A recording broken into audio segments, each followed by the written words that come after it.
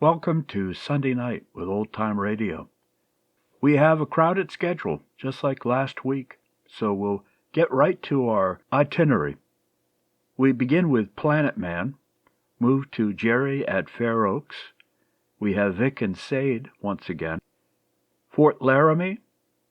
Next is You Bet Your Life, Sherlock Holmes with the Book of Tobit. And then a new program, a heroine, Candy Matson. And finally, The Sealed Book. So a wide variety of entertainment. Let's get started. The Planet Man. The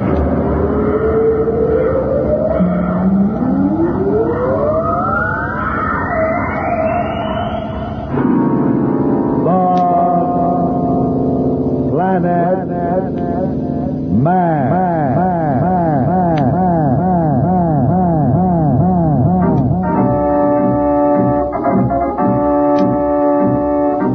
This is the fascinating story of Dantro, the Planet Man, troubleshooter for the League of Planets organization, the law enforcement body for peace and justice in the celestial world, whose headquarters and center of operations are situated on the capital of all the planets, Planaria Rex.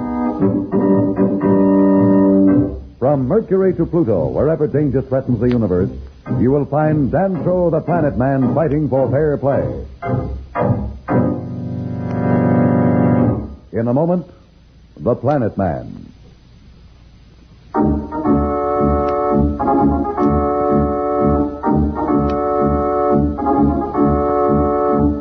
You will recall that the Earth people, Billy, Jane, and Pat Darrow, and their alive from Planaria Rex, Dantro the Planet Man, have been captured by the almost legendary Dusters of Venus. Bound and wrapped in cloth, they are being carried across the dust deserts of Venus. Billy, how are you? Being carried upside down with a sheet around me isn't an idea of comfort. Jane? I'm okay. Pat? All present and accounted for, Dantro. Are you all right? Fine. I still wish I knew where we were going. Well, at least they're keeping us together. Where do you think they live? I may have some way of burrowing into the dust. Perhaps they'd learn to camouflage their den. Dan? I don't mean it the way it sounds, Billy, but wherever it is they live, I don't believe they're intelligent enough to communicate or cooperate with others. Well, then how do they know where to find us? Yes, that's what I was wondering. Well, this may be just a wandering pack. Perhaps they just stumbled on the buggy in the desert. I don't think so. They came prepared. Besides, what would they want with us, and why did they bother with us? Have you ever heard of them taking anyone before? No. That means if they did, no one ever lived to tell about it. It may not be that, Billy. There may be some special reason why they wanted us.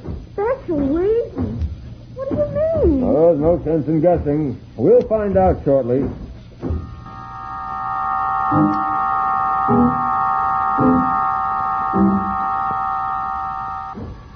Notice the difference in sound? Yeah, what is it? We seem to have left the dust of the desert. Sounds and feels as if the dusters were walking on earth or rock. Hey, something feels funny. It's as if they were going downhill. That's right. Oh, you notice how our voices seem to echo? Yeah, what does that mean? We must be in a tunnel or a cave of some kind. And the air is much cooler, too. We should find out soon what this is all about.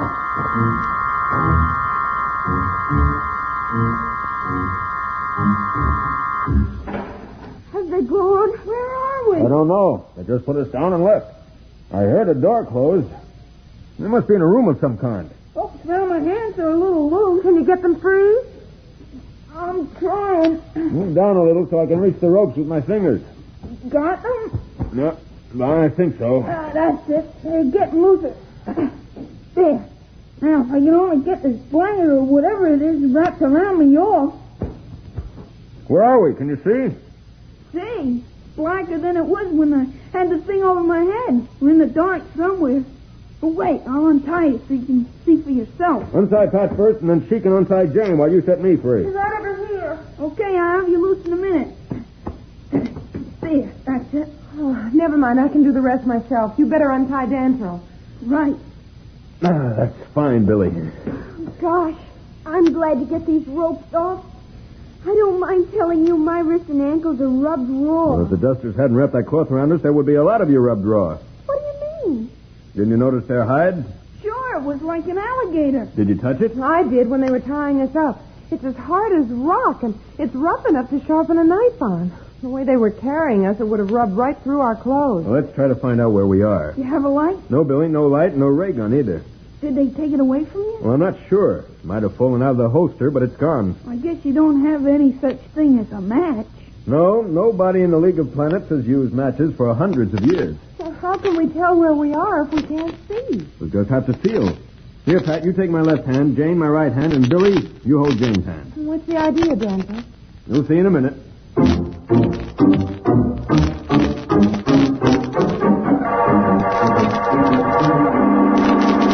What does Danto hope to accomplish by this hand-clasping maneuver? Will it work? We'll be back in a moment. So, level off.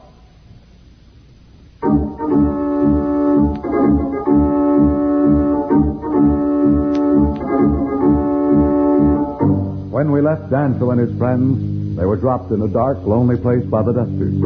Danto is trying to find out where they are. Now he is directing Pat, Billy, and Jane in a hand-clasp maneuver in the dark. Billy, walk as far as you can away from Jane without letting go of her hand.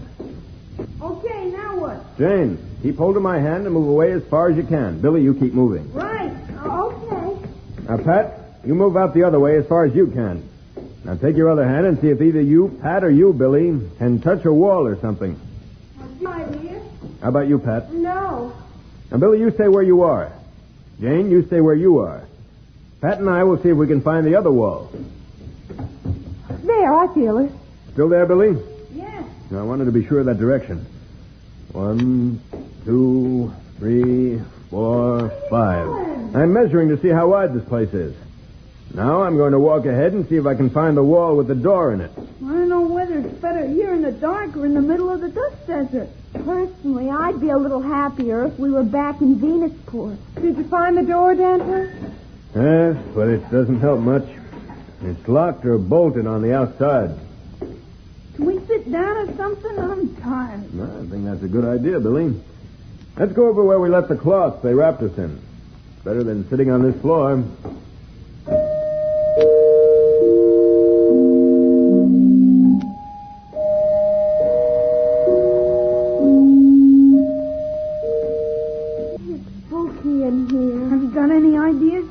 Well, I'm pretty sure that the Dusters mean us no harm. If they were going to hurt us, I think they'd have done it by now. Makes sense. But you said yourself that the Dusters couldn't be very intelligent. I just hope you're right.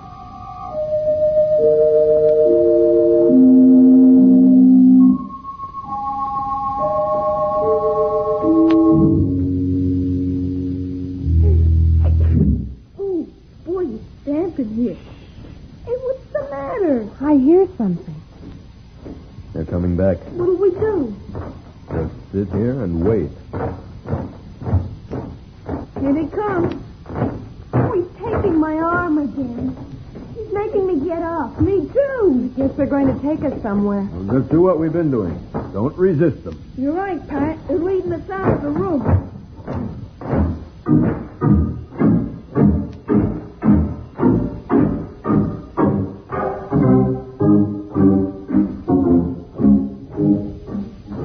I think we're in a tunnel. Look, there's a light ahead of us.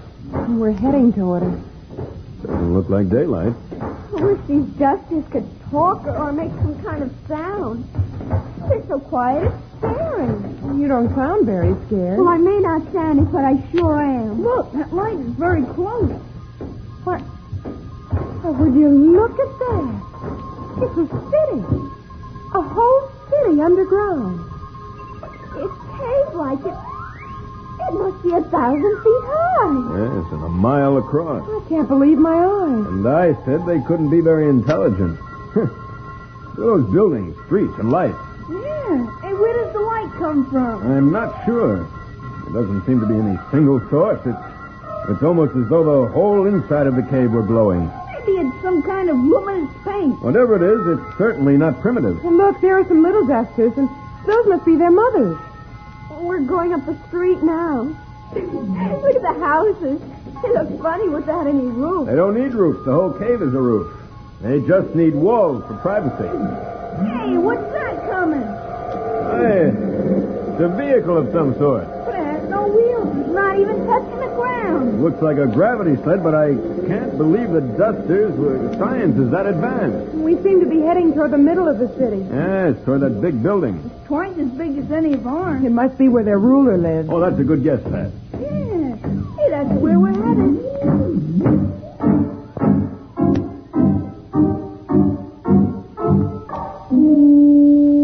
This must be the throne room or something.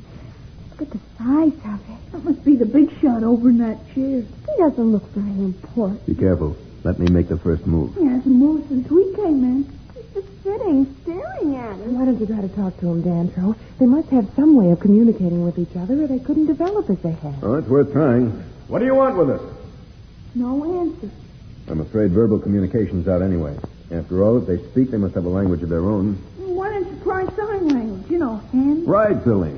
Hey, what's he looking at us for? Dantro, look how he's staring at Billy and He Jane. makes me nervous. As long as he just sits there, I don't mind. They must have had a reason for bringing us here. He's certainly not showing Here it. come the Dusters that brought us in. Hey, what's going on here? They're taking us out again. I wish I knew. I guess there's nothing we can do but go along with them and wait and see.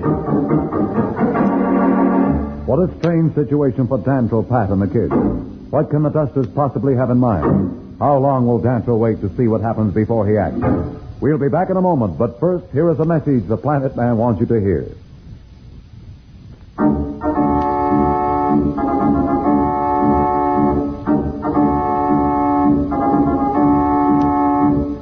Tune in again for more transcribed thrills and adventures. Rocket millions of light years into space with Dantro, the Planet Man. The Planet Man.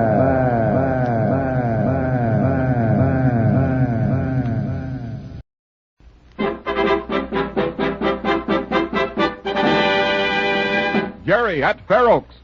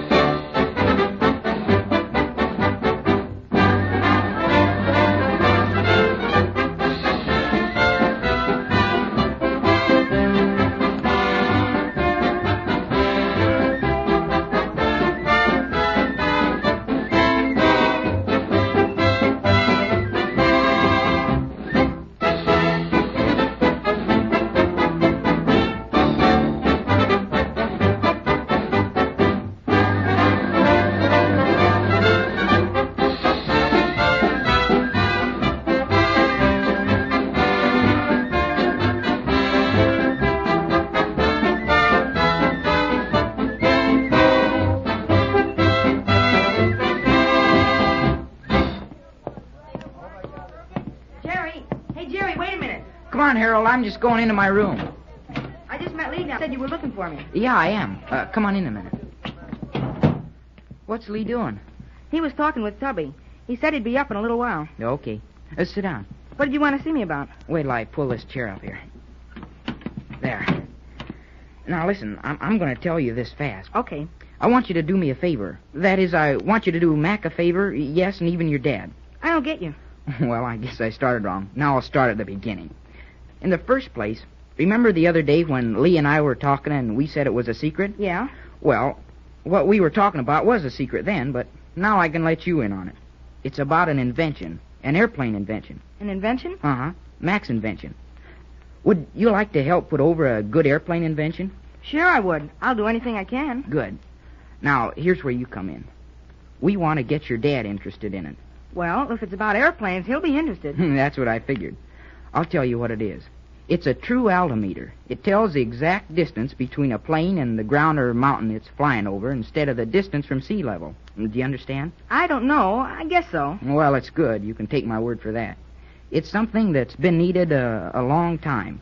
And besides, it also warns when the plane is flying into something like a mountain or something like that. Say, that sounds all right. Max already got a little model of it, and boy, it's keen. But he wants to build a working model so he can have it tried out in a real airplane and see if it works. And you want Dad to try it out for him? That's part of it. But more important is the money to build a working model. How much?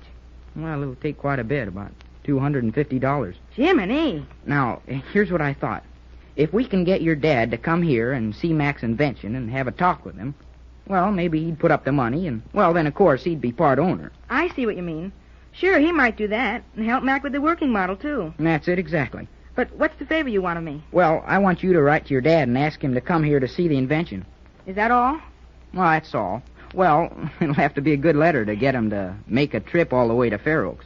I figured I could help you with it and explain the invention a little. You know, so he'll understand that it's something really worthwhile. That's okay. We can write the letter whenever you want to. Good.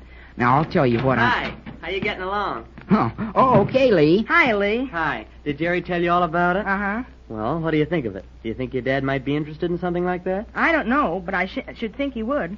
Well, we're going to write him a nice long letter tonight and tell him all about it and find out. Oh, boy, that's great. Now, if you've got that settled, I've got something very important to take up. Can you listen now? Sure. What is it? Well, we've got work to do. What do you mean? We got work to do? Don't we always have work to do? What is it? What are you talking about? Now, take it easy. Let me explain. Will it take long? Oh, Jerry. Okay, go ahead. I'm only kidding. But I said this was important. All right, go on and tell it. We're listening. Well, in the first place, there's a tradition here at Fair Oaks that I don't think either one of you are familiar with. And that's painting the stack on the powerhouse. Huh? That's right. It's up to the plebes to paint the smokestack on the powerhouse. But why? Yeah, why should we have to do work like that? Well, I don't want to learn to be a painter. You don't understand. It's an honor to do it. Well, go on. Well, it's like this. Every year, the freshman class manages to paint the letters FMA up on the stack. The upperclassmen always try to keep the plebes from doing it. They have spies, and whenever they see a few plebes having a meeting, they try to find out what it's about. And in general, they make it pretty tough for us to get the letters up there. I see what you mean. Well, what's your idea? Well, I was just talking with Tubby, and he said he thought some of the other plebes were planning on painting the stack one night this week. Oh, then you can do it at night. Well, that's not so hard. Say, it's plenty hard. Those upperclassmen are on their toes. They're watching every minute. Has the smokestack been painted every year? Yes, sir, every year since Fair Oaks was founded. Although one year it looked like the plebes were licked. It was the day before graduation, before they got the letters up on the stack. Boy, that was a close call. I'll say it was. Can anyone do it? Sure. The plebes that paint the stack get the glory, and as long as they're at Fair Oaks, they're known as the paint crew. Then what do you say we do it? Well, I was just coming to that. Hey, that's okay. I'm in on it. But, well, what do you say we take a walk over to Mac's? I want to tell him I talked to Harold and that we're going to write that letter. Yeah, sure. We can talk on the way over. Yeah. Come on, get your cap, Harold. Okay. We'll have to be careful and make sure nobody's listening. Not a soul around. Everybody's over at the gym or down to the lake. Now, listen. If those other fellas are planning on painting the stack this week, we've got to beat them to it. There's no time to lose. We've got to paint that smokestack tonight. Tonight? We haven't got the paint or anything yet. I know it. We'll have to work fast. But Tubby and I were talking it over, and I think our plan will work. Okay, shoot. Well, Tubby's going over to Peter's hardware store next to Mac's just before mess. Then he's going to take the paint and brush and hide them in the bushes right near the powerhouse. You mean he's going to buy the paint and brush at the hardware store? Sure. And he's going to lay out the money. Well, we can chip in and give him back what he's paid for it. Say, that's okay. That's keen. Well, then what? Well, then we'll have to get together and have another meeting. What for? To decide just who's going to do the painting. We'll draw for it. Hey, this is going to be fun. Yeah, fun if we're not caught. What would happen if we got caught? Well, if we were caught by an officer, we'd most likely get a very generous portion of demerits.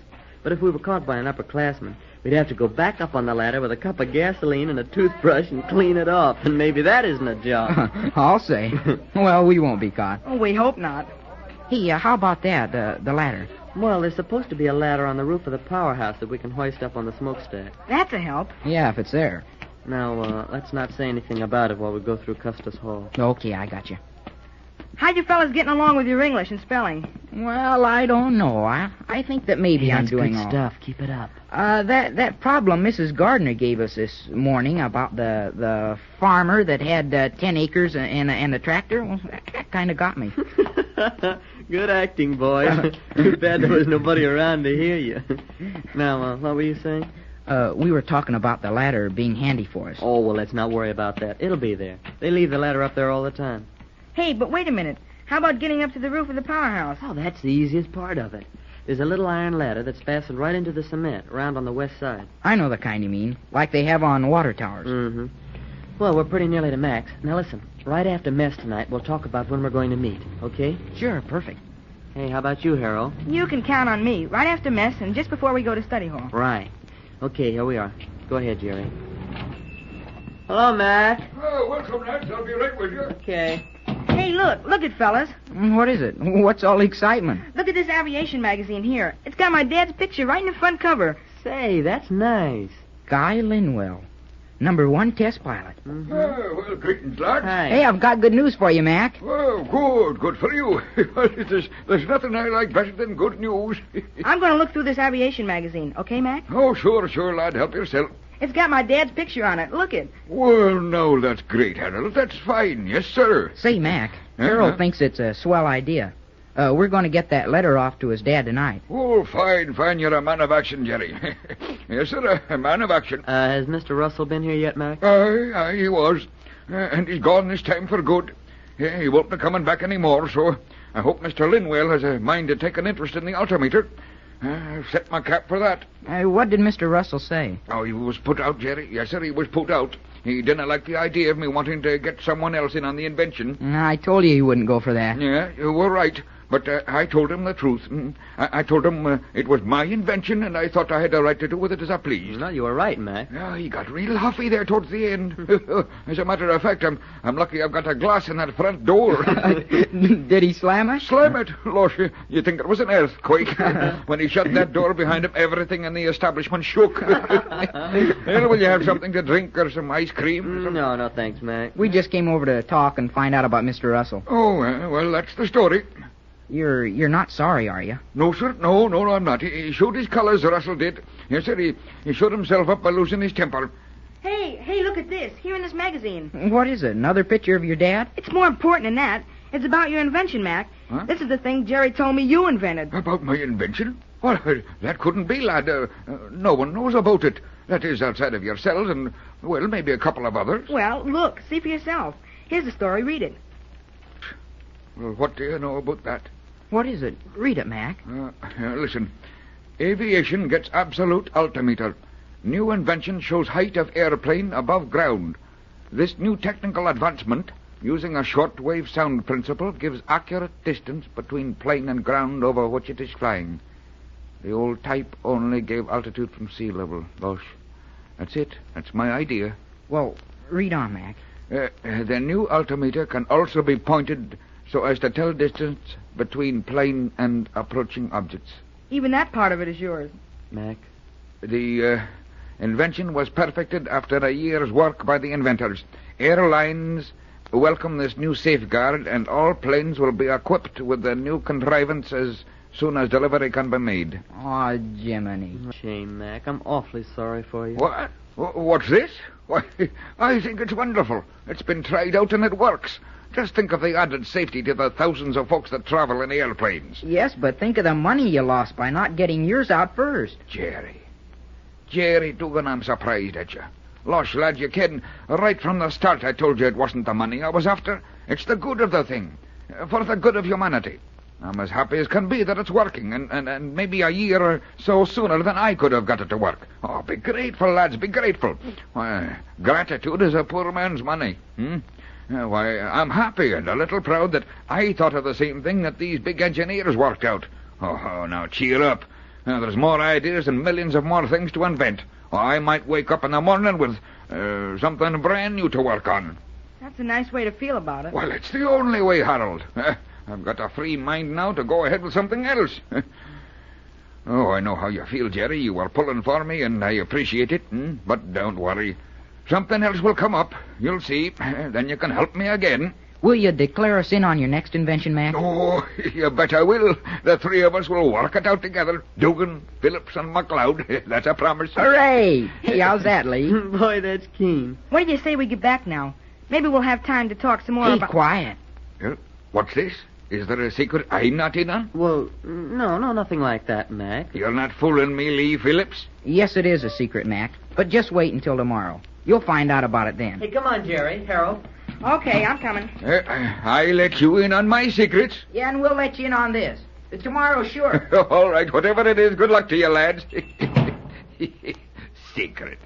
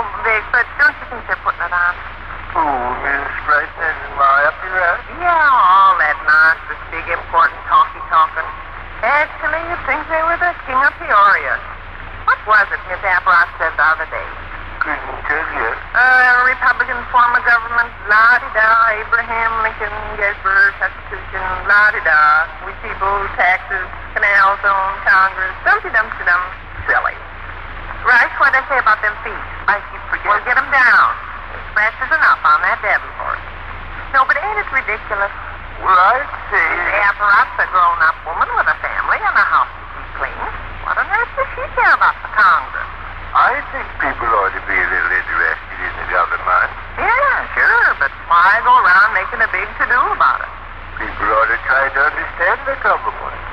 What is there to understand. Quite a bit. They got fellas up there in Washington, D.C. What fellas you referring to? Well, Congress fellas and all them. President at the White House and so on. There's more to it than that, kiddo. The United Let me States... tell her, sir. You're supposed to be studying. This will only take a second. And it's fresh in my mind because we just had it in civics. In the first place, the United States government is divided into 3 departments. Executive, legislative, and judicial. These 3 departments, Mom, each got a separate function. The executive department is the department that enforces... Keep their feet down. That enforces the laws. See, when a nation adopts a republican... Looks like we got a Miss Apparat right here in the family. What? Oh, Rush explains the thing the same way she does. Instead of coming right out and saying what she wants to say, she hems and haws and beats around the bush till a person wants to scream. Son, why don't you just say they got Congress fellas in Washington, D.C. that fixes the law? But there's more to it than that. Look, kiddo, the Congress makes the laws. Sure. The president enforces the laws. The court tests the constitutionality. Oh, there you go. Constitutionality. Oh, my. You ought to be interested in that. Oh, sure. Every American should have a knowledge of the functions Let's have more algebra studying and less talk from you, mister. No, but you really ought to know something about this, Dave. Boy, I got a house to keep up. 3 meals a day, I have to get. I'm busy. Where on earth would I be if I fiddled around with foolishness? You can hardly call the government of your country foolishness. Oh, Your government... let's forget it. Okay. Well, Mr. Steel Pump that clerks in at Yamden's going to be married. Marrying one of the Hunkerman girls, Marie. Right. Yeah, your feet.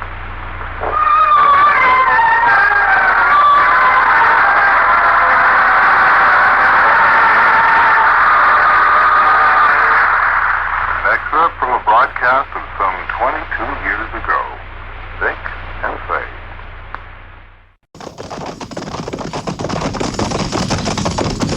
At the gallop! Ho!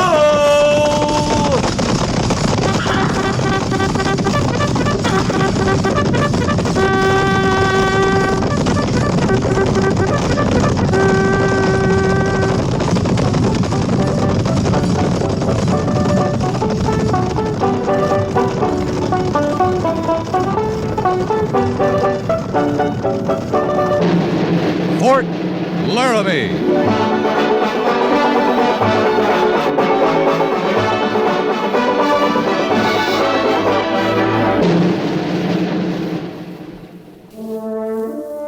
Fort Laramie, starring Raymond Burr as Captain Lee Quince.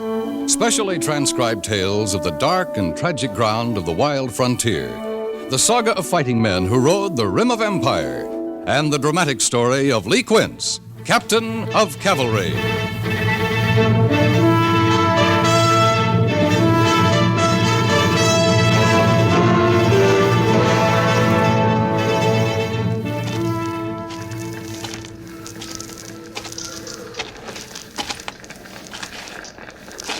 He alive, Harrison? No, sir, he ain't. Move him back with the others. In the name of heaven, Captain, how could he be alive? Look at him. Move him back, Harrison. Lieutenant Syberts is directing the grave detail. Now give him a hand. We gonna bury them all? It's the least we can do. I can't do it, Captain Quince. I can't. I'm all hot and cold in my belly. I just can't look at any more of this. You get a firm grip on that belly of yours, Harrison. This kind of cleanup's got to be done. Now, don't look, don't think, just do your work. Yes, sir. Yes, I'll do that.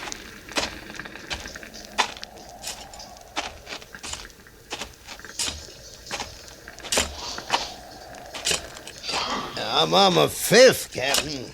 All right, Hook. 2 of them was old ladies.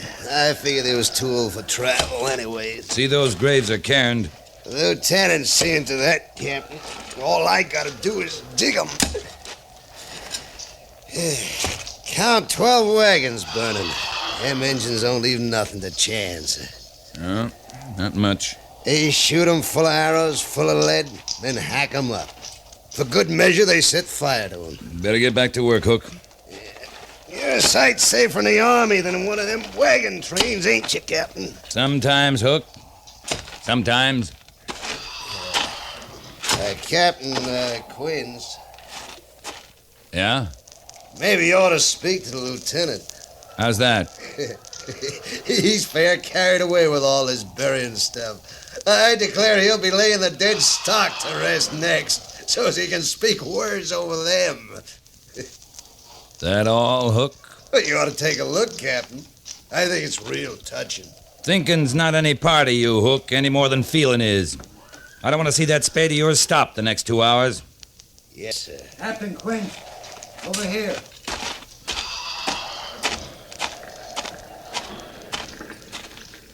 This one's still alive.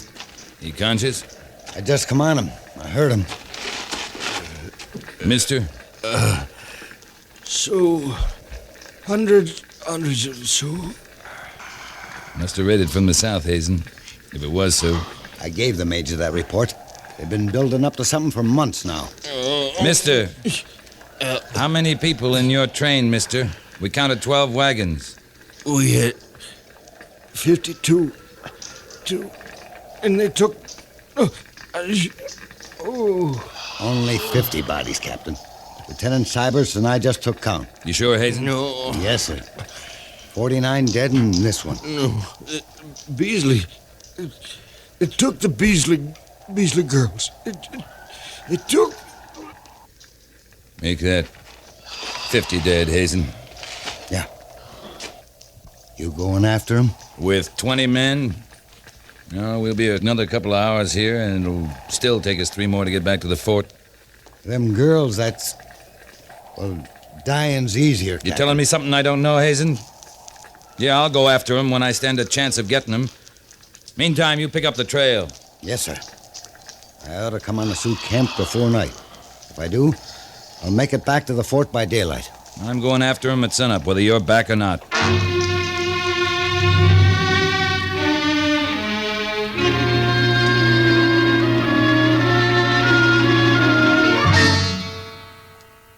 Suppose you had the company with you, then what? We'd have finished our burying a little earlier, Major. That's all? That's all. Captain, I have to make a report to Washington.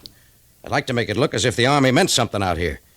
So far, I can tell him that a patrol of 20 men arrived in time to bury the members of an entire wagon train. Would it make your report read any better if you told him a whole company arrived in time to bury him, Major? I'm not interested in your impertinence, Captain. I'm not interested in your report, sir. All right. Look, I know you don't think much of paperwork, Lee. Reports to Washington, all this. But the point is, it all has to be done, whether you like it or not. My point is, we'd have been just as late with 80 men as we were with 20. You'd still have to report 50 dead and 2 missing. I don't like to think about those young women. Somebody better think about them. You've seen what... Well, you know the savagery they're bound to endure. How soon can you leave, Captain? At dawn, whether Hazen's back or not. You sent him on ahead? He's been scouting the Sioux territory for the last few months. If they've gone back south, we'll find them. I suppose you'll want the company this time. I'd want more than one company if I intended to go after him. There's only one company available, Captain. Major, I'd like to bargain with them. Bargain? After a massacre like this? Yes, sir. If we don't have the men to fight it out with them. What kind of bargain? Big elk. Big elk for the young women. I don't know. He wasn't easily captured, Quince. I know. I brought him in. Well, he's not doing us much good lying around the stockade. I suppose the Sioux consider him valuable enough to trade for him. He's a chief. What if Hazen isn't back by morning? If you expect to find those young women alive, you can't wait much longer. We may pick Hazen up on the trail, but Big Elk can lead us to the camp. Yeah, but Willie? To get out of the stockade? Yeah, he'll lead us. He'll understand he's not free till he does. You better talk to him, Quince. Report back to me tonight. I'd like to leave at sunup, sir. If we're satisfied that Big Elk's our best chance, you'll pass the head of your column through the main gates half an hour before Reveille tomorrow morning. Right, sir.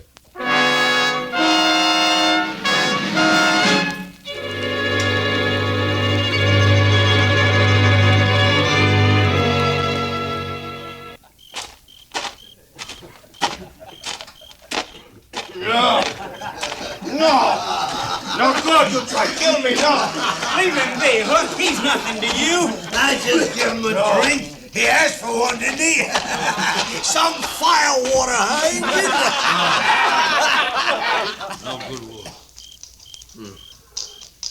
You men be better off in your bunks. Try kill me. I will. I get the chance. Something on your mind, Hook? He's just tormenting him, Captain. Big Elk asked for a drink. Hook here gave him some bilge water. But it wouldn't have killed him. Just made him good and sick like he makes me. You're to leave him alone, Hook. Hey, let them white women alone, Captain. Not one of them Injuns is leaving them be. You're all hard, aren't you, Hook? Now get back to your quarters, all of you. We're going after the women before Reveille. That too ain't sounded yet, Captain. What did you say, Trooper? Nothing, sir. Here you are. Here, you can drink this, Big Elk. White man, no friend. Try kill me. I could have killed you 2 months ago. I brought you here instead. Now go on, drink it. It's from my own canteen. Ah, good water. Good water. Put out fire in belly. Your people still hold big camp on Lodgepole Creek? Big Elk no see people many moon. For brother white man only. White man no brother Big Elk. The hunting's still good along Lodgepole. Good grass, good water. Why would they move camp? Not know. If we let you go, Big Elk, you could find your people. Big Elk, big coup for white man. White man no let Big Elk go. Well, if you couldn't find your way back, no sense talking to you. Hey, wait. Why? You don't know where your people are. Why you let Big Elk? A fair trade. You lead us to the Sioux camp. We'll trade you to your tribe for the white women they have. No trade. Your people don't think much of you, do they? Big Elk hold high honor in tribe. All Sioux proud, warrior, hunter, leader, Big Elk. Then why won't they trade? White man no trade Big Elk for white woman. That's just where you're wrong. White men go pretty high on their women folk. Captain, you play trick? No trick. You have my word. Then Big Elk give word. We'll lead to Sioux camp.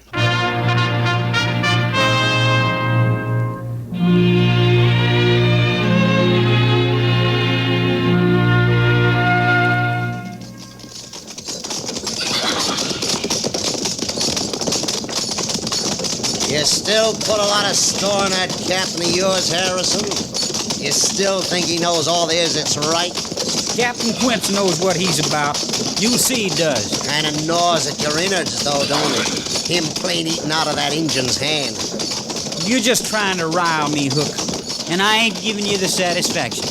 Look at him, Harrison. The Injun pokes his head to the right, we move to the right.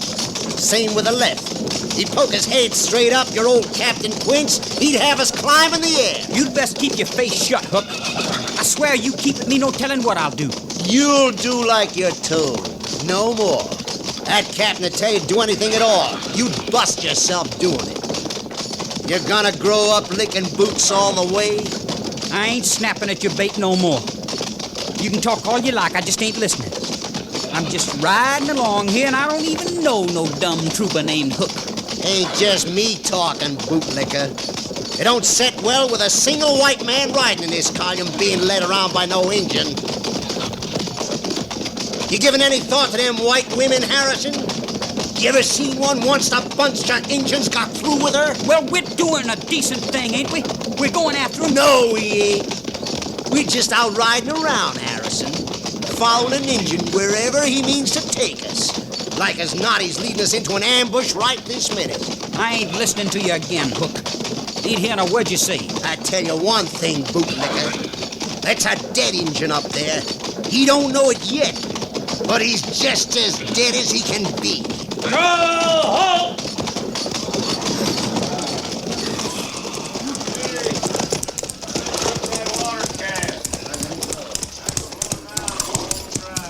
Men, we're about an hour from Bear Creek. There's still daylight enough to see us there. We'll bivouac there for the night. Ryder coming this way, sir. I know, Syberts. I think it's Hazen, with word on the Sioux camp.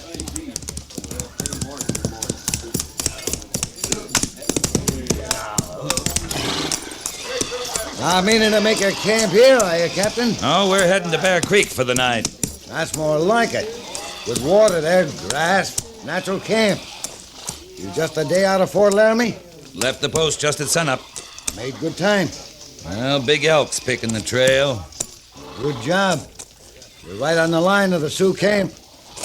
You leave Bear Creek at sunup, you'll make it to Lodgepole Creek by mid-morning. Fair enough. You got reinforcements coming? I'm riding in under a white flag.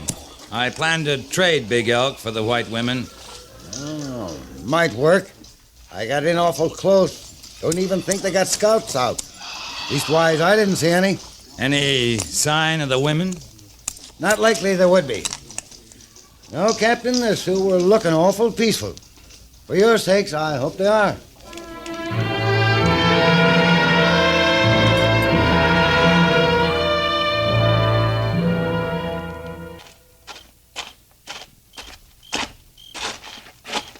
You sent for me, sir? Yeah, sit down, Mr. Syberts. Thank you, sir. What's the talk among the men? You know the men, Captain. Just camp talk. Just camp talk? That's all, sir. Well, that's good. I had an idea maybe feeling was running a little high against Big Elk. Well, it is. You know, the men feeling the way they do about the Sioux capturing the white women, they're taking on with him a little. What do you mean? Well, joshing him, making threats, little things. Well, for example, he's half starving, I guess, and thirsty, of course. So? Well, they keep putting food and water just out of his reach. And you stood there and let it happen, Mr. Syberts? Well, sir... Just camp talk, Mr. Syberts. It's more my fault, Captain. You can't blame the men. I can blame the men, and I can blame you. I gave my word. Look out! He broke free! Pick it! The engine's loose! Hold your fire! Don't shoot, any of you! Hold your fire! Watch it, Captain. He's coming your way. It's all right. Let go. White man, they try to kill me. Now, nobody's going to kill you. Now, listen to me. I won't let anyone harm you. Your word no mean much. White man, no honor. Quiet! Quiet, all of you! Quiet! Now, listen to me. And understand me. I don't know what's behind all this, but for your sakes, I'm going to put it down to your feeling for the captured white women. All right, quiet! We'll lay it to that for now. But I'm not forgetting what happened here. Now use your heads. Big Elk's our best chance to get those women out of the Sioux camp safely. Maybe our only chance. I gave him my word there'd be no tricks. The stockade's waiting for the next man who abuses him. Any questions? Harrison? Yes, sir? See that there's water and warm food for Big Elk. Right away, sir. Now, any of you get any ideas, I'll be waiting for you. That's all. Dismissed. All right, Big Elk. Captain Quince. I'm sorry, sir. I should have stopped all that. Any man could have stopped it, Mr. Syberts. But being an officer and all, I should have. The Army saw fit to make you an officer, Mr. Syberts. Being a man's entirely up to you. I just didn't... That's all, Mr. Syberts.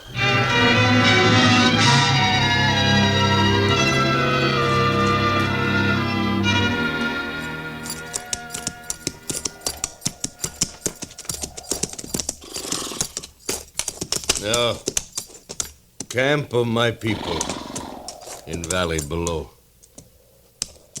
Big Elk, keep word. Big Elk, if I had a home like that, I'd never leave it. Red men first here. Then white man come. With gun. Yeah, I know. I'll take the flag, Mr. Syberts. You have your orders? Yes, sir. We'll ride in under your cover. There's to be no firing unless there's trouble.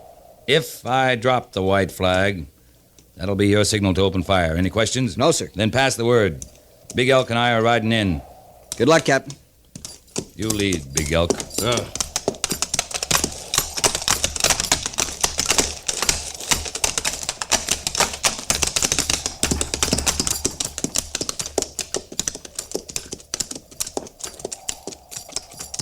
No sign of your scouts yet.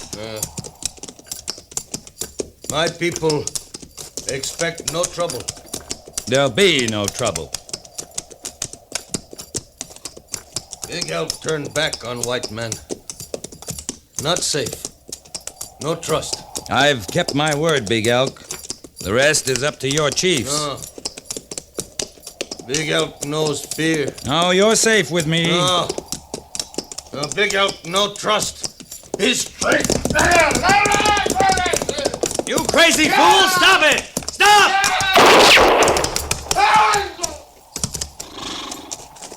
Stupid, murdering swine.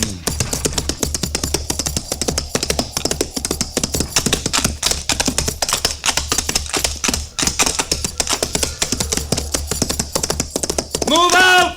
Move out to save your filthy hides! It was Hook shot him, sir, before anyone could stop him. He'll rot in the stockade for this. Stand a horse! Stand a horse! Lieutenant Syberts, move the company back immediately.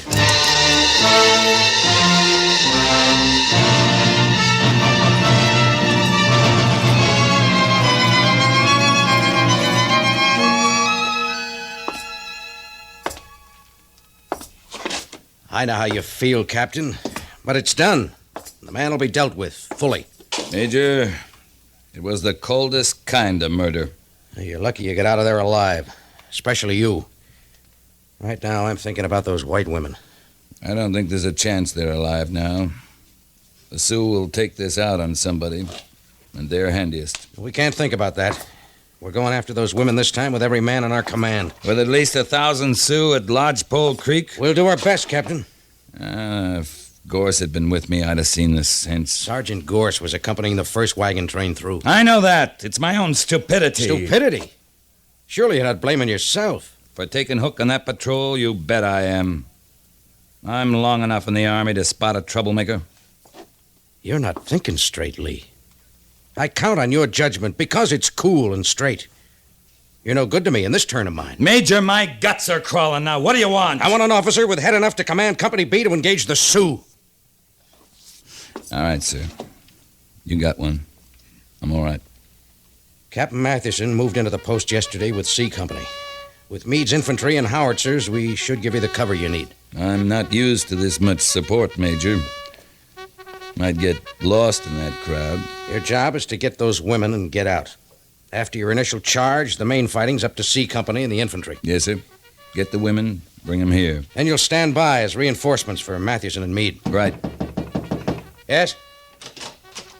Major? Come in. Captain? Hazen? We're going to need your help, Hazen. Well, there's a chance you can surprise him. They're on the move. Which way? North and to the west. Where's your map? Right here. Yeah. This was their main camp at Lodgepole. Uh-huh. Now, they moved along the valley where you were, Captain. Along the stream and then up to Horse Creek there. Then branched up to Bear Creek near Iron Mountain right there. We bivouacked there. You were a little to the east, but no matter. They moved across to Chugwater along here, see? And followed along the Laramie Range there. A whole lodgepole camp on the move? All of them. But this is where I think you can get them. If it's still the Beasley girls you're after. They're our first objective. All right. The warriors, the main force of the tribe, they're well up front, moving ahead. They're not expecting any trouble from the rear. And so that's where they got their squaws and old folks and young'uns. Yeah, likely the Beasley women are back there with them. It's a near cinch. Where are they now, in your judgment? The natural camp spot's about There, on the Laramie River. Moving slow like they got to along that range, they should make camp there tonight. If it was me, I wouldn't wait for sunup to move in. He's right, Major. Can you have B Company ready to move out by dusk? I can. Pass the word, Captain. Report back in half an hour. Matthewson and Meade will be here. We'll lay out a full plan. Right, sir.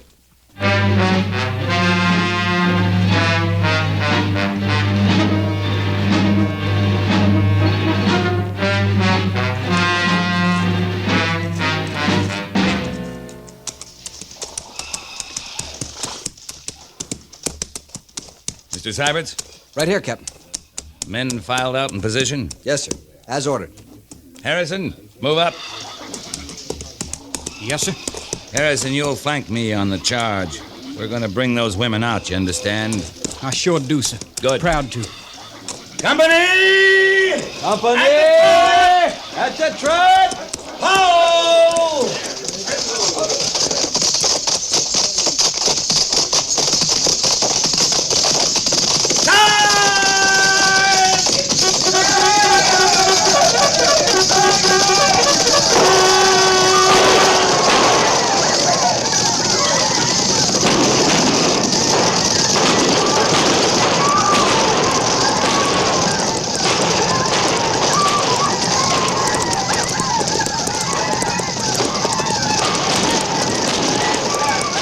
We surprised them, Captain. They're running for cover, sir. We stampeded their horses. They gotta take cover. Meade's infantry. We're covered, sir. Yeah, Mr. Syberts. Keep at them.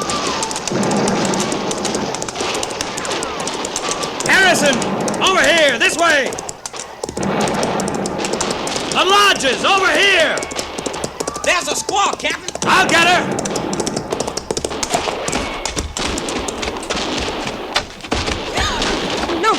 No kill squaw. The white women, where are they? No white woman. No kill squaw. Now, where are they? Lodge. There. All safe. No kill. This way, Harrison.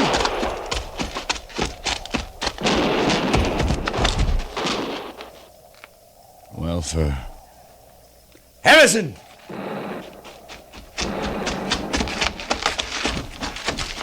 Captain Quince. It's them women. Them Beasley girls. Why, they can't be over 5, 6 years old. Either one of them. I know. Come on, Harrison. Let's get these women out of here.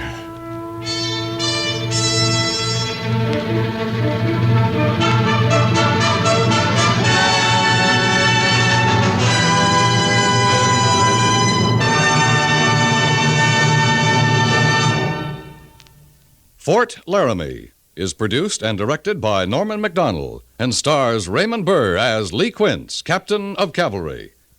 The script was specially written for Fort Laramie by Kathleen Height, with sound patterns by Bill James and Ray Kemper, musical supervision by Amerigo Marino. Featured in the cast were Jack Moyles, Harry Bartell, Sam Edwards, Lawrence Dobkin, Lou Krugman, James Nusser, and Lillian Bayeff.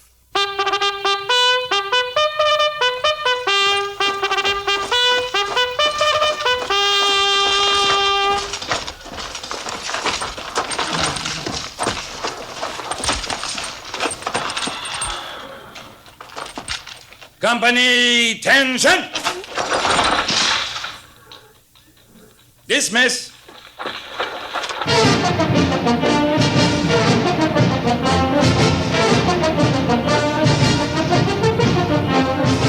Next week, another transcribed story of the Northwest frontier and the troopers who fought under Lee Quince, Captain of Cavalry.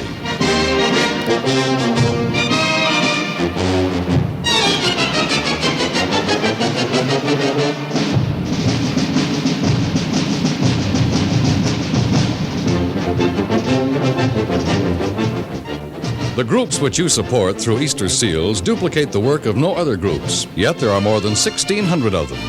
These Easter Seal societies serve the many unmet needs of the crippled. This year, the national goal is $12 million. If your family has received a quota of seals in the mail, send your money in the return envelopes which came with the seals. Or if you wish to contribute directly, send your money to Crippled Children, care of your local post office. This has been a public service message from CBS Radio.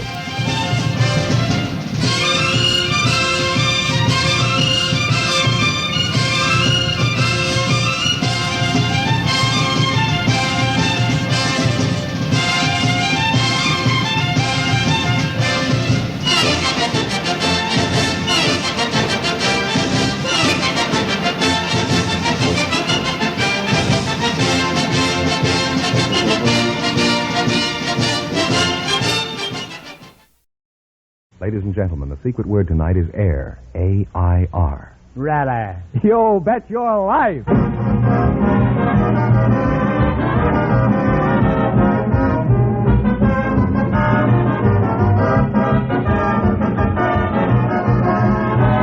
The DeSoto Plymouth Dealers of America present Groucho Marx in You Bet Your Life, the comedy quiz series produced and transcribed from Hollywood. And here he is, the one, the only... Why doesn't that guy get lost? Oh, that's me, Groucho Marx.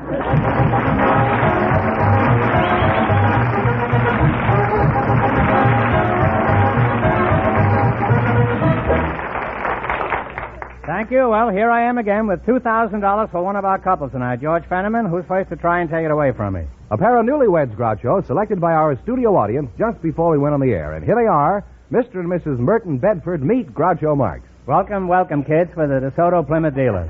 And if you say the secret word at any time we're talking, you win $100 instantly. It's a common word, something you will always have with you. Is that clear? Clear. Well, you're quite welcome. Now, you're newlyweds, eh? Mrs. Rose Bedford. How newlywed are you? Last Saturday. Mr. Bedford, you are the happy groom? I am. I don't want to seem nosy, Mr. Bedford, but approximately how old are you? 61. 61. Well, you don't look it. And would it be asking too much, Mrs. Bedford, if I inquired as to your age? Oh, we're about the same age. We are? I don't believe it. I'll call you Rose. You don't care. You're married now, and you're out of my clutches. Now, what sort of work do you do, Merton? I'm a carpenter. A carpenter? What kind of a carpenter? Huh? Finish carpenter? Well, I mean, you start too, don't you? Oh, yes. When you say a Finnish carpenter, I didn't mean where you came from, your nationality. I meant, what kind of a carpenter are you? A good carpenter. How long did you go with Merton here before he proposed, Rose? About 2 weeks.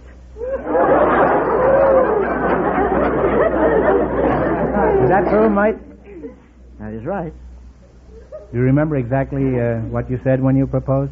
I said I planned a trip to Alaska. Will you go with me? And was she to regard that as a proposal?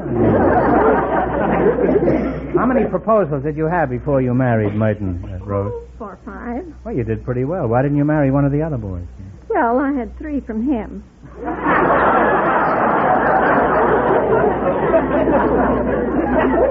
Why didn't you grab him the first time he proposed?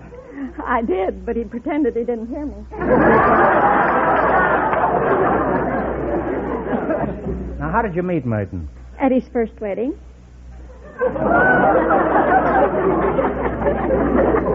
You see, his brother was my sweetheart. And we went to the wedding, and Everett and I took Merton and Laura in a 1910 Rambler up to Estes Park for their honeymoon. Oh, I've been on honeymoon twice.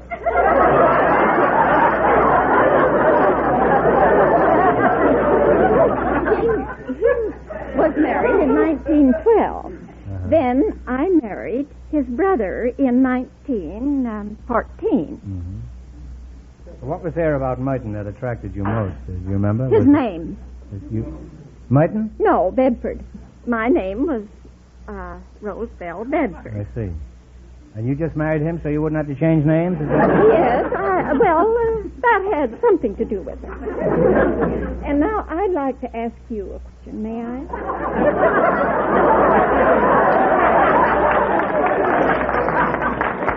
I've never had a Rambler, if that's what you're getting over. Okay, well, shoot. I'll answer anything within reason. Huh? this is a problem that has been presented to my children by me marrying Merton. If their mother marries their uncle, then she becomes their aunt. And they become their own cousins. But he becomes their stepfather. So they are their own stepbrothers and sisters. Now, will eventually they become their own grandpa and grandma?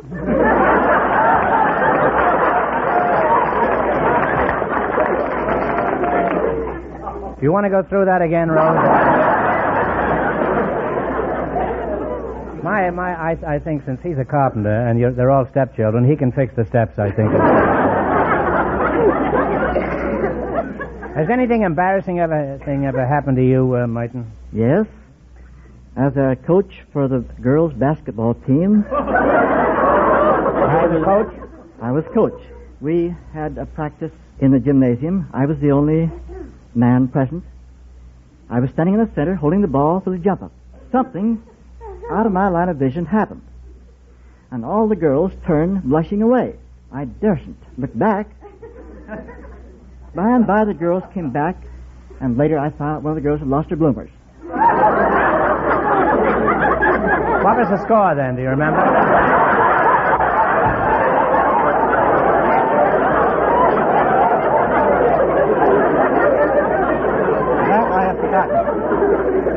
You see, I'm a sportsman at heart. That's the only thing. Well, you seem like a very happy couple, and I wish you a long and smooth voyage on the sea of matrimony. Now, just watch out for a tidal wave about 5 pounds 3 ounces. Now, in just a minute, you're going to have a chance to make $2,000 in real cash. I don't know what other kind.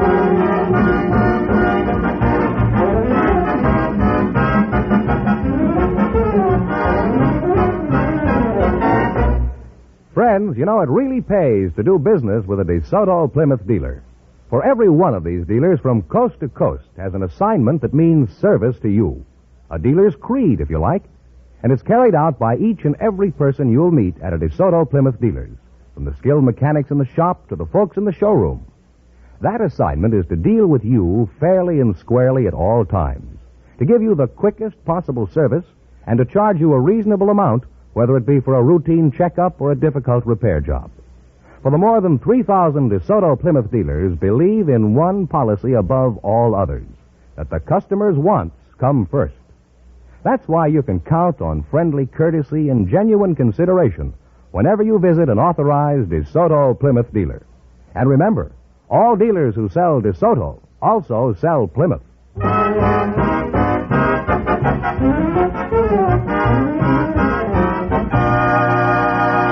Now, let's see if a pair of newlyweds will get a chance at the $2,000. Send them and tell them the rules. Each of our 3 couples has $20. They bet as much of that 20 as they want on each of 4 questions. The couple that earns the most money gets a chance at the DeSoto Plymouth $2,000 question at the end of the show. Our other 2 couples are in a waiting room off stage, so they don't know what's happening out here. Here we go. Let's see how high I can build you $20. You selected important cities of the world as your category. Is that right? All of these cities are over 500,000 in population. You have $20. How much are you going to risk? Now, Rose? 5. In what country is the city of Lisbon? Portugal. Portugal is correct. They're on their way, Groucho. They have $25. Remember, you're going for $2,000 tonight. How much of the 25 are you going to try? 10. All right. In what country is the city of Nagoya? Nagoya. India. Is that the answer you two agree upon? No, I think it was in Spain. No, I'm sorry. It's Japan. That's a tough one. They now have $15. How much of the 15 will you try? 2.5. In what country is the city of Lyons? Lyons. Switzerland. Do you agree with that? France.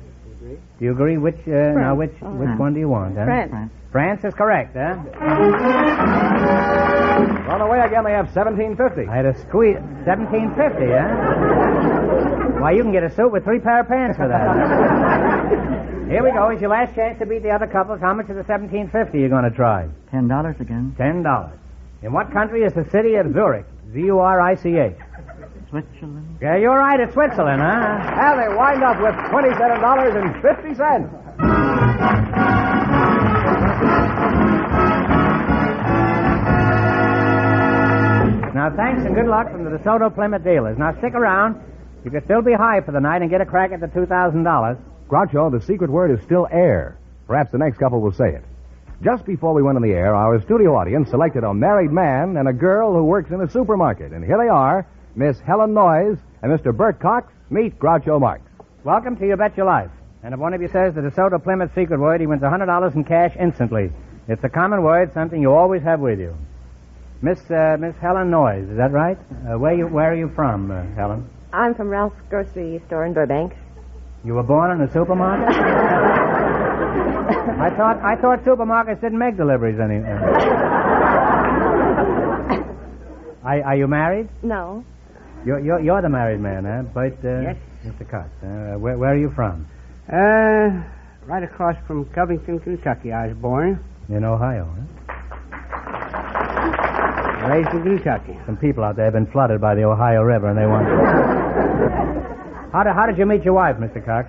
Back in the sidewalks of New York, back there, Buffalo, New York, and I was coming out of the restaurant. Wait a minute. You're on the sidewalks of New York, back in Buffalo, New York? Well, I just happened there, and I was coming out of a restaurant. It was very, very cold, and it was the streets were all icy and the sidewalks icy, and as I came out, she come in.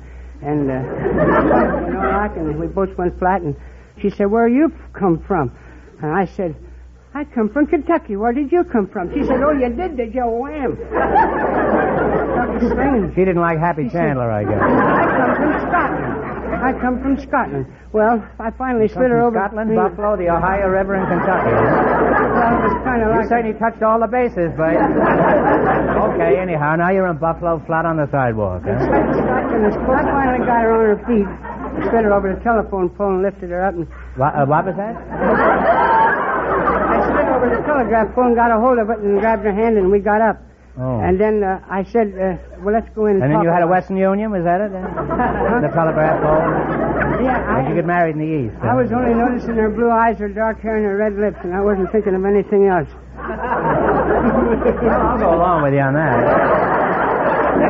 Go on, you may fire when ready. I took her a buggy ride. You took her for a buggy ride? The next day. She said she'd Well, what go became of the ride. Rambler, huh? Well, Oh, no, that was another couple. This is really the Department of Utter Confusion here. Niagara Falls, we took a buggy ride. You took a buggy ride over Niagara Falls? Driving this horse, my hand got cold, and I kind of slid it up her sleeve a little bit to keep warm. She asked me to. And she said, well, it's torn in one finger, and I'll take it home mended. And just jokingly, I said, do you mend my gloves, and I'll buy yours. And she took it seriously. She said, well, wouldn't that be romantic? We could get married right in Niagara Falls. And I said, well, I wasn't quite prepared. I haven't been saving much. She said, you don't need any money to get married. I said, well, anyhow, I haven't got a ring and anything now. She looked in her hand was a ring, her mother's ring that she had with her. I said, well, You certainly came well equipped, this gal. we'll go to Buffalo and then we'll come back You probably tomorrow. even provided the telegraph pole. Then we'll come back tomorrow and we'll get married. She said, I have my purse with me. And she paid the hotel bill and the preacher $5. And she's been taking care of me ever since like that. Nearly 50 years. Very happy. Well, I think you ought to take a deep bow to the audience, and I think you ought to get a big round of applause. Huh? Anybody can start off a marriage, flop down the sidewalk, and then stay married 50 years. There's all the credit in the world, huh? Now, what do you do in a supermarket, Miss Noyes? I almost forgot about you, as charming as you look, huh? I'm a checker. You're a checker, huh? No wonder the boys in the firehouse like to play checkers, huh? Let's go to Buffalo and fall on the sidewalk, huh? I don't want to appear particularly stupid, Miss Noyes, but just what is a checker? Well, I check the prices. I'm a cashier. Oh, you're the cashier, huh? Now it begins to register. Huh? No. What do you do, huh? Well, seriously, I check the prices, ring up the things on the register, and see that the things are properly bagged. How do you mean you properly bag the groceries? Is there more than one way to bag the groceries? Huh? Sure, you have to put all the canned goods on the bottom and the soft things on the top. I don't know why you bother. When I get home, the soft things are always on the bottom anyway.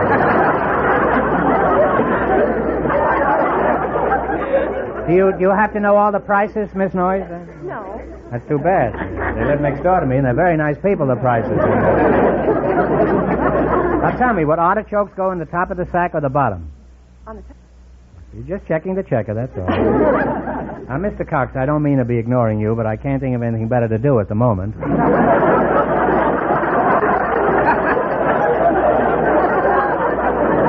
You ever do any shopping for your family, Bert? Not much. You know the prices? No. Nobody seems to know the prices. Pretty nice couple. Although I must admit they stay pretty high most of the time. Well, you don't know the prices. How can you sure you're not being cheated, Bert? I'm not. Gullible fellow, isn't he, huh? Miss Noyes, how can he be sure he's not being cheated? Huh? He can always check his sales slip. How do you know he wears one?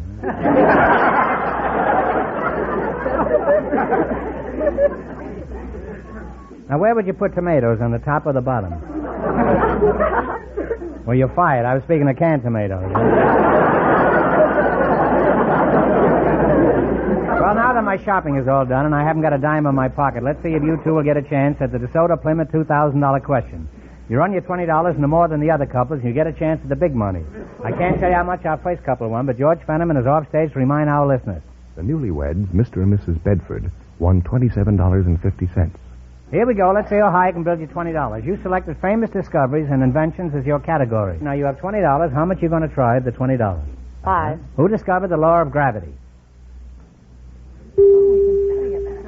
Oh, I'm sorry. It was Sir Isaac Newton. Well, now you got $15. Remember, you're going for $2,000. That's the big money anyhow. Now, how much of the $15 are you going to try? 5. Who perfected the first electric telegraph?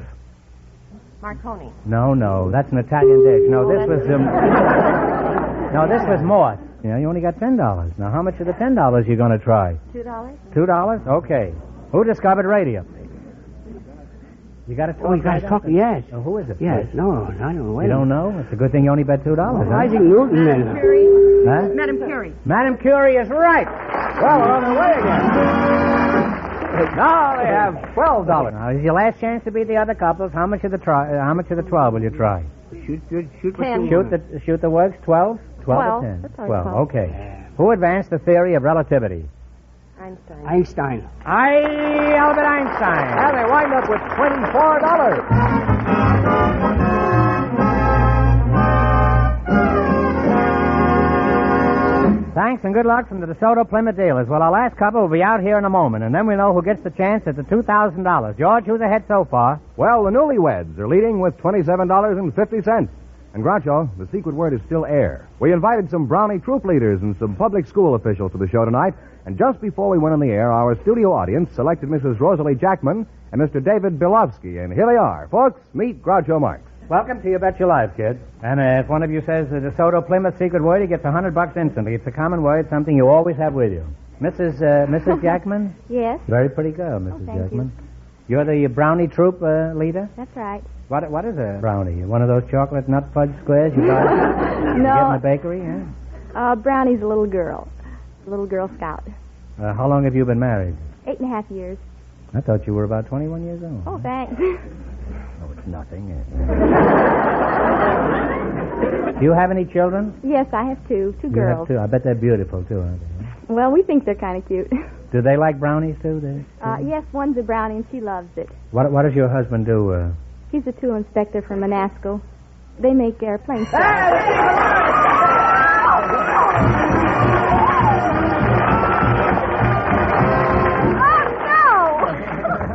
Well, you said something, and you win $100 for that, huh? What did I say? Are you waving to your husband? Yes. You ought to be what a nerve you've got of me flirting with you here all doing this. You just said air, and that's the secret word tonight, so you win $100 in cash. Oh, gosh. Compliments of the DeSoto Plymouth Dealers of America. Now let's get back to business, huh? Mr. Bilovsky, you're from the public schools? That's right, Groucho. And how old are you? 30. Well, you'd be in about the 7th grade in school now, would you? Well, judging from my experience. Just what do you do in school, huh? Assistant supervisor of attendance in the city schools. Oh, you supervise the attendance, huh? Why do the attendants need supervising? I don't supervise the attendance. I supervise the attendance. Well, why didn't you say so, huh? Would you be averse to amplifying that, Mr. Bilovsky? I'm the liaison man, say, between the school and the home. Well, you can. I don't know what you mean, but... I'm the one they send out when they try to find out why a child is not in school. You're the contact between the home and the school, is that it? That's right. In other words, you drive a bus, is that it?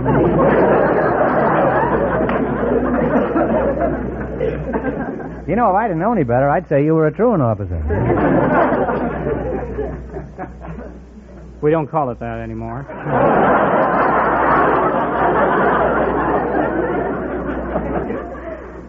When I was a kid, we had other names for them, too.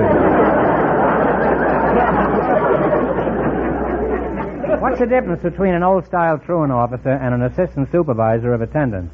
And don't say the spelling. Well, it's a matter of approach. Today we try to find out why a child is not in school rather than just grabbing him by the seat of his Steady now, pants steady. and dragging him into school. Uh-huh. In other words, you try to find the reason they play hooky, is that right? That's right. Well, I can tell you the reason, you know. They hate school. You must have some interesting stories about your job, Mr. Kozlowski. Could you give us one? Well, I remember a time when I visited a home and asked for a mother of a boy. I've done that, too.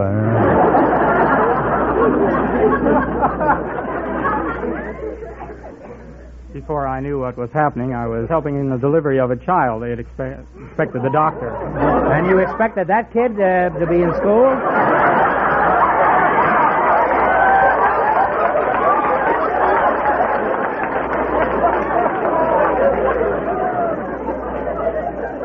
That's certainly grabbing him at a young age.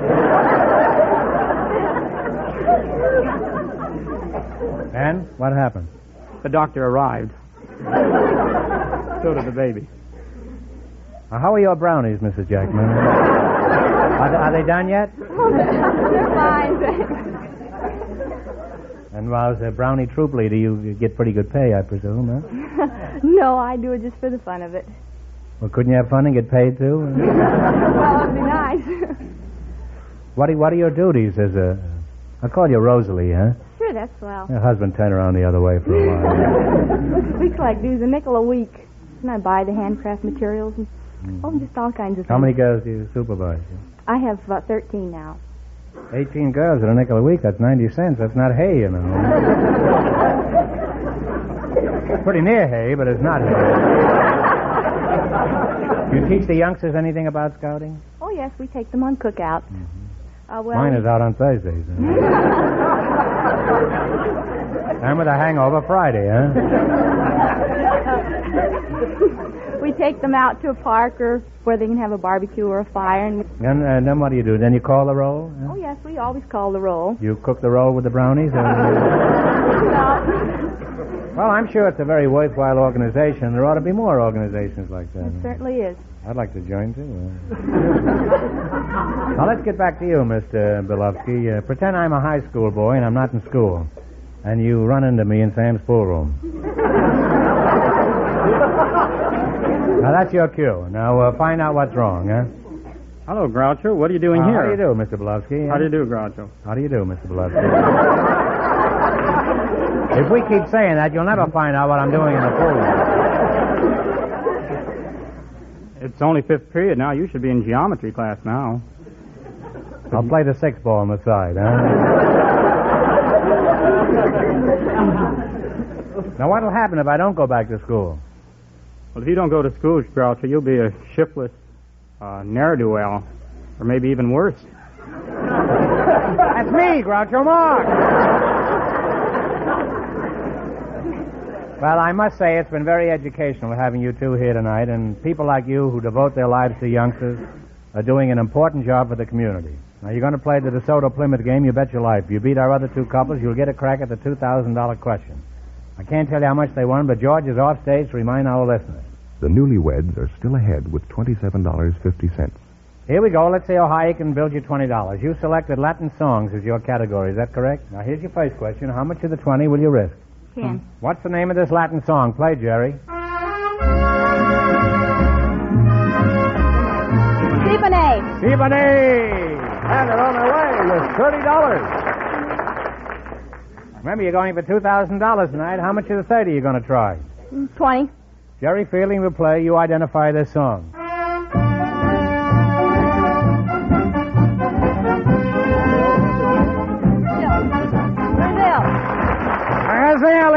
right. And now they have $50. Listen, you're not spending all your time with those brownies. You wouldn't know that. Okay, you got 50. How much you going to try?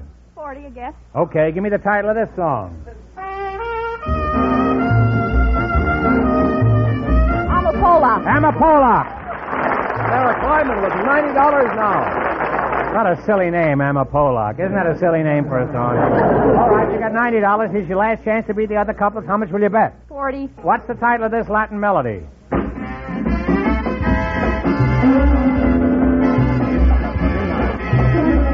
Green Eyes. And they wind up with a total of $130.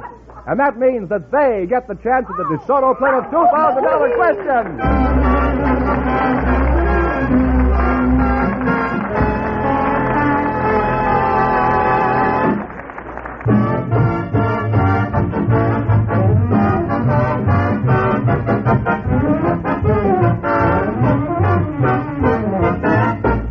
Do you know what makes it possible for a car owner to get really expert service at a DeSoto Plymouth dealers? Well, for one thing, the training their service mechanics get. Factory training. Not just when they first go to work for a DeSoto Plymouth dealer, but constant training to keep them up on the new service and maintenance methods that are constantly coming out of the factory. And it's important for all you car owners to get this expert service at a fair price. That's why it pays to go to a DeSoto Plymouth dealer, whether it's an emergency or a routine checkup. So, for the best from your car, drive in where you get the best service at the sign of an authorized DeSoto Plymouth dealer.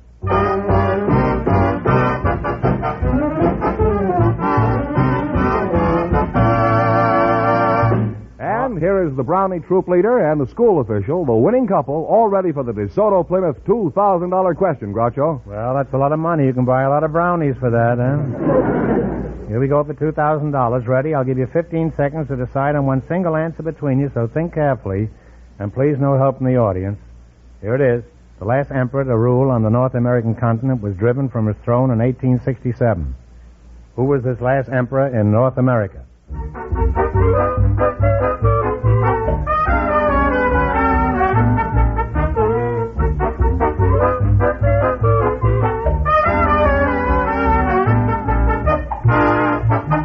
What's the answer you two have decided upon?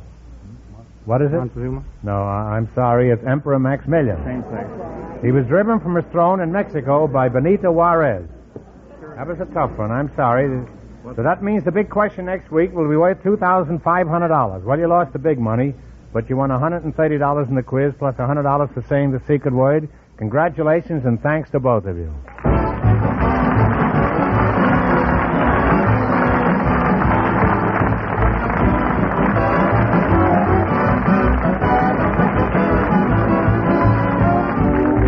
Bet Your Life is a John Goodell production, transcribed from Hollywood, directed by Bob Dwan and Bernie Smith. Music by Jerry Fielding. Be sure to tune in again next Wednesday night at this time for the Groucho Marx Show, You Bet Your Life, presented by the more than 3,000 DeSoto Plymouth dealers of America. And remember, all dealers who sell DeSoto also sell Plymouth, two great cars, both products of the Chrysler Corporation. And don't forget, next week, the big question will be worth $2,500. Well, it's almost time for Bingo the Crosby, so good night, folks, and remember, just be sure to see your DeSoto Plymouth dealer.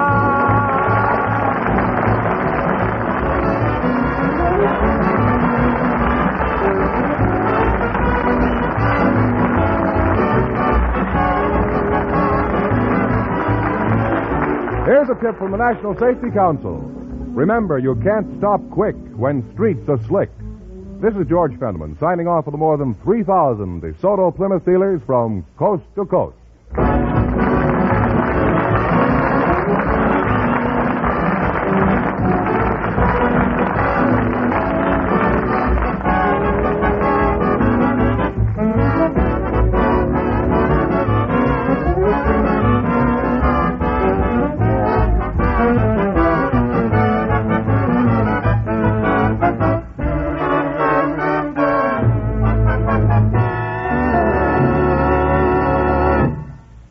This episode from the life of Sherlock Holmes will be transmitted to our men and women overseas by shortwave and through the worldwide facilities of the Armed Forces Radio Service. Petri Wine brings you Basil Rathbone and Nigel Bruce in the new adventures of Sherlock Holmes.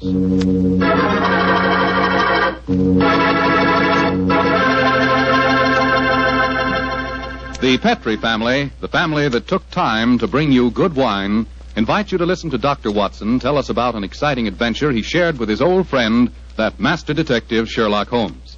And so while you're getting comfortable, I'd like to tell you about an old American custom. The custom of serving a glass of sherry wine before dinner.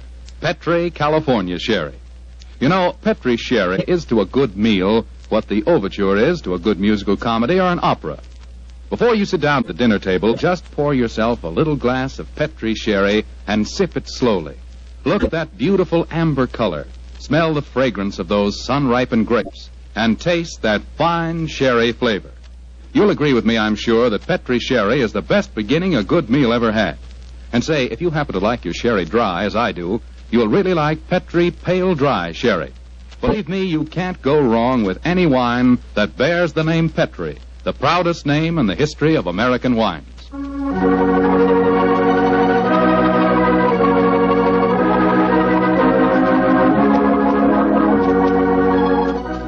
And now let's drop in on the good Dr. Watson, who's waiting for us in his California ranch house. Good evening, Doctor. Good evening, Mr. Foreman. Come in and make yourself at home. Thank you, Doctor.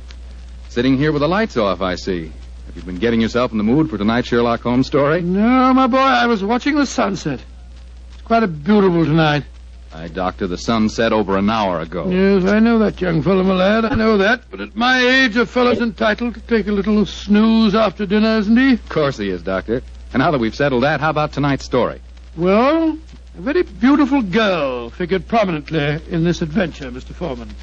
Her name was Jasmine Lafleur. Huh? You say that again, Doctor, please? I know, my boy, but that was her stage name. When she was a magician's assistant, unfortunately, I never had the opportunity of seeing Jasmine Lafleur in the theater. But I'm told that she was a fascinating figure in tights and spangles. When Holmes and I first met her, however, she was dressed a little more conventionally. And her name was then Diana Vennering. Lady Vennering. Lady Vennering? Say, those tights and spangles really paid off, didn't they? Well, how did you and Sherlock Holmes come to meet up with her, Doctor? In rather spectacular style, Mr. Foreman. Miss Lafleur became something of a femme fatale in the early 1900s. First of all, she married Signor Rossoni, the magician for whom she was working. On the wedding night, he was mysteriously stabbed to death. A few months later, Madame Rossoni, very fetching in her widow's weeds, I'm sure, met Sir Wilfrid Vennering. And, after a whirlwind courtship, she married him. Don't tell me he got murdered, too. He did, Mr. Foreman. Also on the night of the wedding. But this time the police found a suspect. It was a certain Major Beckworth, cousin of the dead man, and an ardent suitor of the fair Diana. The trial at the Old Bailey was one of the most sensational I ever remember. Sherlock Holmes and I, in court on the closing day as a jury, were still considering their verdict. Holmes, the jury's been out over 8 hours. I bet you they can't agree on a verdict and there'll be a new trial. I think not, old chap. Look, here they come now. You know, there's a strong moral probability of guilt, but I'm sure they'll agree that there's insufficient evidence to convict. Oh, perhaps you're right. Just look at Lady Vennering down there ahead of us. What a stunning woman. Yes, and a woman of great poise and courage. Here it comes. Gentlemen of the jury, have you arrived at a verdict? We have, my lord. How say you? Do you find the defendant guilty or not guilty? Not guilty. Exactly. Come on, Watson. Let's get a breath of fresh air. Well, I was wondering perhaps if we shouldn't go over and congratulate Lady Vennering. On what? The fact that our husband's murderer has not been found? Oh, I suppose you're right. You ever read the book of Tobit, Watson? Tobit? I don't think so. When was it published? Oh, a little before our time, old chap. It's an Old Testament story.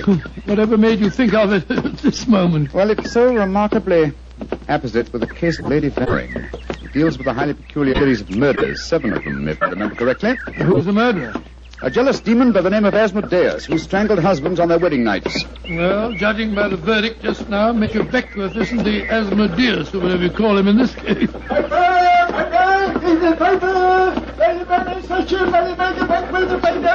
you are, boy. Here, give me a paper. Thank you, Governor. Thank you. Paper! Well, Holmes, what does it say? Henry, here we are. Listen to this. Lady Veneering, widow of the murdered man, says that she will marry the suspect. Lady Veneering told newspaper reporters this afternoon that if Major Beckworth is acquitted, she will marry him before the year is out. Oh, my soul, Holmes, there's a positive sparkle in your eye as you read about her. I must admit the lady fascinates me, old chap. I hope before she becomes involved in any further tragedies that we may have the opportunity of meeting her, and something tells me that we will.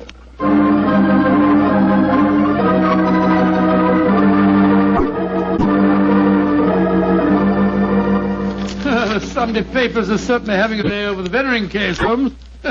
Did you read them? No, I didn't, Watson. There's a complete life history of Lady Veneering in one of them with photographs. It's rather interesting. Really? What are you doing over there, Holmes? Looking out of the window. Ah, yes.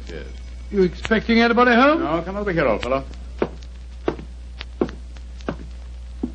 Oh, it's a clergyman. Yes, a very agitated one. Look at the way he's pacing up and down. And looking up at our window, too. By Jove.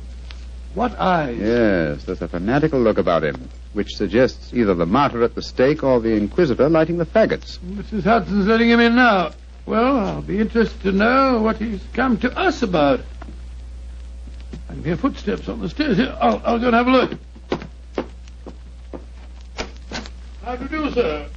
Come along in, won't you? It's all right, thank you, Mrs. Hudson. You're Mr. Sherlock Holmes? I am, sir, and this is my colleague, Dr. Watson. My name is Whalen, the Reverend Arthur Whalen. How do you do, How sir? do you do, sir? Sit down, won't you, and tell me what I can do for you. Thank you. Mr. Holmes, this is a very difficult subject to broach. In fact, it's only after intense personal conflict that I've been able to force myself to come to you. May I ask you, are you familiar with the Book of Tobit? Book of Tobit? Gracious me. You were talking about that yesterday, Holmes. I see that you've come to consult me about the Veneering case.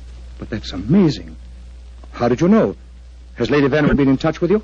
No, sir, but I'm familiar with the Book of Tobit, and Lady Venering's case closely resembles that of the woman Sarah in the Old Testament story. More closely than you realize, Mr. Holmes. Did you know that before each one of Lady Venering's husbands was killed, they received a threatening note? Yes, I recall that from the trial. Signed in some sort of gibberish, weren't they? No, Doctor. Yesterday I was permitted for the first time to examine one of these notes. The apparent gibberish was in reality ancient Hebrew writing. Indeed. Were you able to translate it? Yes, Mr. Holmes. In effect, it said, if you go through with this marriage, your hours are numbered. And it was signed Asmodeus. Oh. The name of the jealous demon who strangled husbands in the Book of Tobit. Exactly. Just why have you come to me, sir? I want you to talk to Diana, to Lady Veneering, to tell her she must not go through with this new marriage. Murder is stalking her, Mr. Holmes. I have argued with her, prayed with her, implored her to realize her danger. But she is adamant. I'm afraid I should feel extremely presumptuous in giving her my advice. No, Mr. Holmes. I have prepared the way for you. You could, I'm sure, make her realize her danger. And she's willing to see me, you say? Willing and anxious. Oh, very well. But I'd like to ask you a few questions first. Anything, Mr. Holmes. What is your interest in her?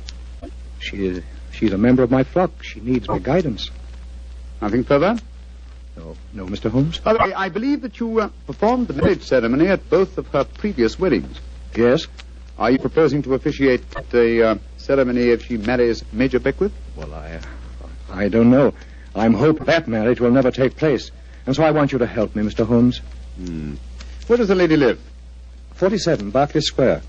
Very well. Dr. Watson and I will call on her this afternoon. Delighted to, delighted. I doubt if I can be there myself. In fact, Diana might speak more freely if I'm not.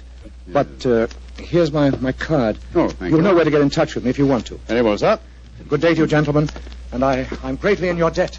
Good day, sir, good day. Strange business, Holmes. I can't believe that Mr. Whalen's motives are entirely impersonal. Nor can I, old chap. What are you laughing about? I was thinking of the book of Tobit, Watson. In that, the role of protector, the role I have just been asked to take, was played by the Archangel Raphael. I can't help feeling, Watson, that I'm making distinct strides in my profession.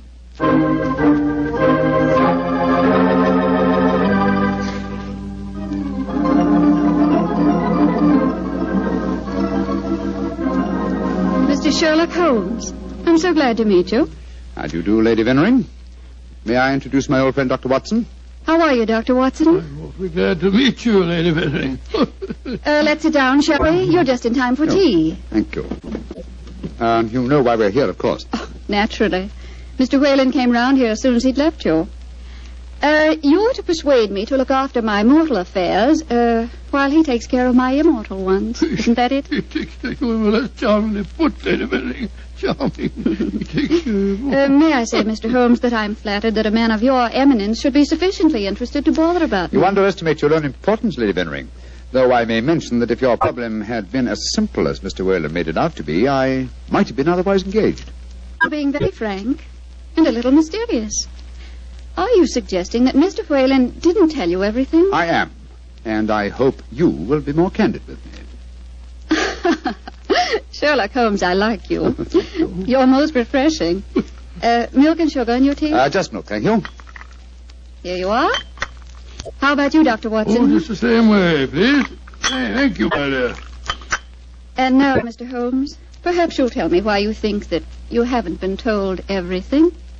Before I answer that, Lady Vennering, I wonder if I might ask you some questions. But of course. Anything. When your first husband, Signor Rossoni, was killed, did the police find any suspects? Yes, one. Ferdinand Gautier, a young man who had been an assistant in our Magician's Act. A stupid, good-looking boy who thought he was in love with me. But of course Inspector Lestrade had to release him. There was no evidence. Inspector Lestrade? Well, you can bet that if he arrested him, the boy was innocent. A warning note was found among your husband's effects, wasn't it? Yes, and it was signed in Hebrew with the name Asmodeus.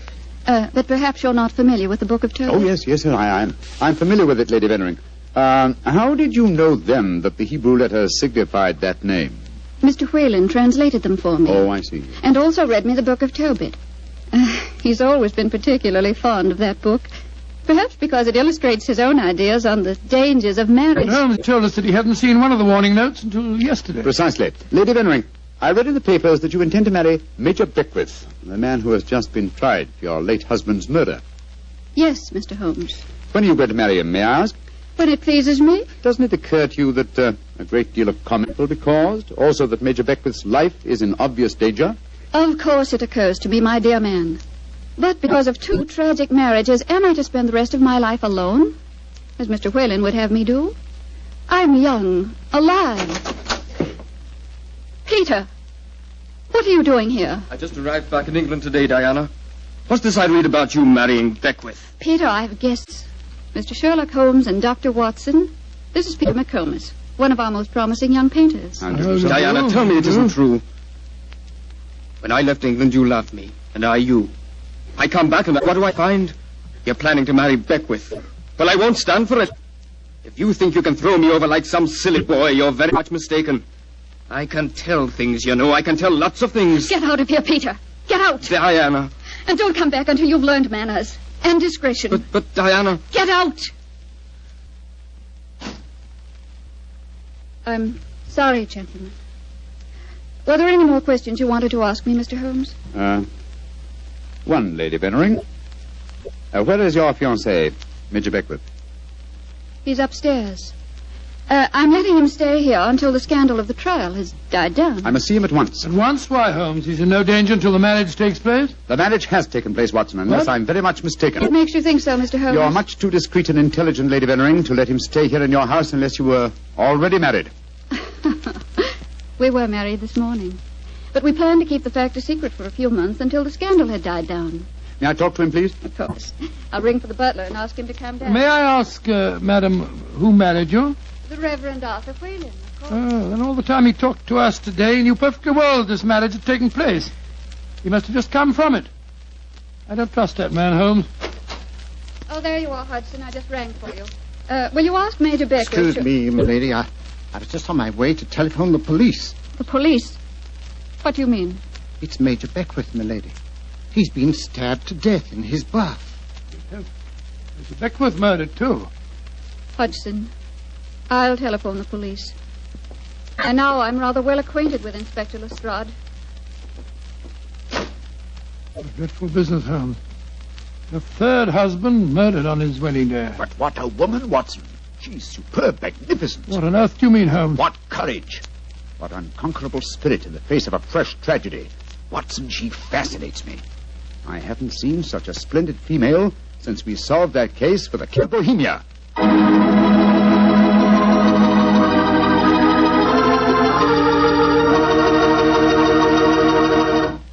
Dr. Watson's story will continue in just a few seconds. Time enough to remind you that the easiest way to make good food taste better is to serve that good food with a swell Petri wine. And there are two Petri wines in particular just made to go with food. Petri California Sauterne, a delicate white wine with a subtle flavor that's perfect with chicken and fish. And Petri California Burgundy, a hearty, rich red wine that's out of this world with any meat or meat dish. So if you want to know just how good a cook you are, serve your good food with Petri wine made to go with it. A Petri Burgundy or a Petri Sauterne. Two swell Petri mealtime wines.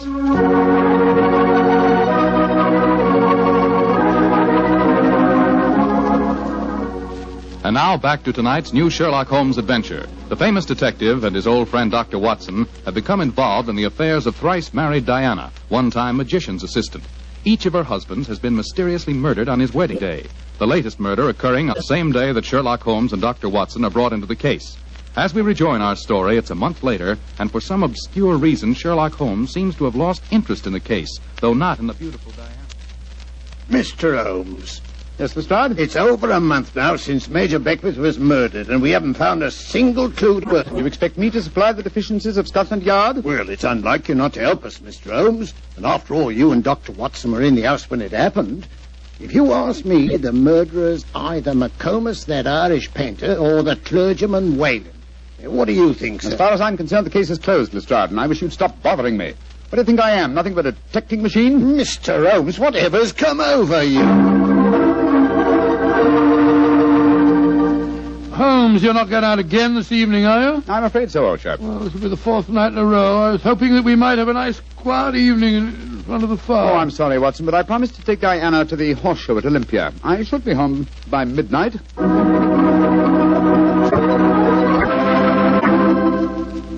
Mr. Holmes. Yes, Mr. Whalen? You're seeing altogether too much of Diana. She seems to be completely under your spell. But you introduced me to her in the first place, with the request that I keep an eye on her. I made a great mistake. As her spiritual protector, I'm afraid I must ask you to stop seeing her. I'm afraid I must ask you, sir, to mind your own business.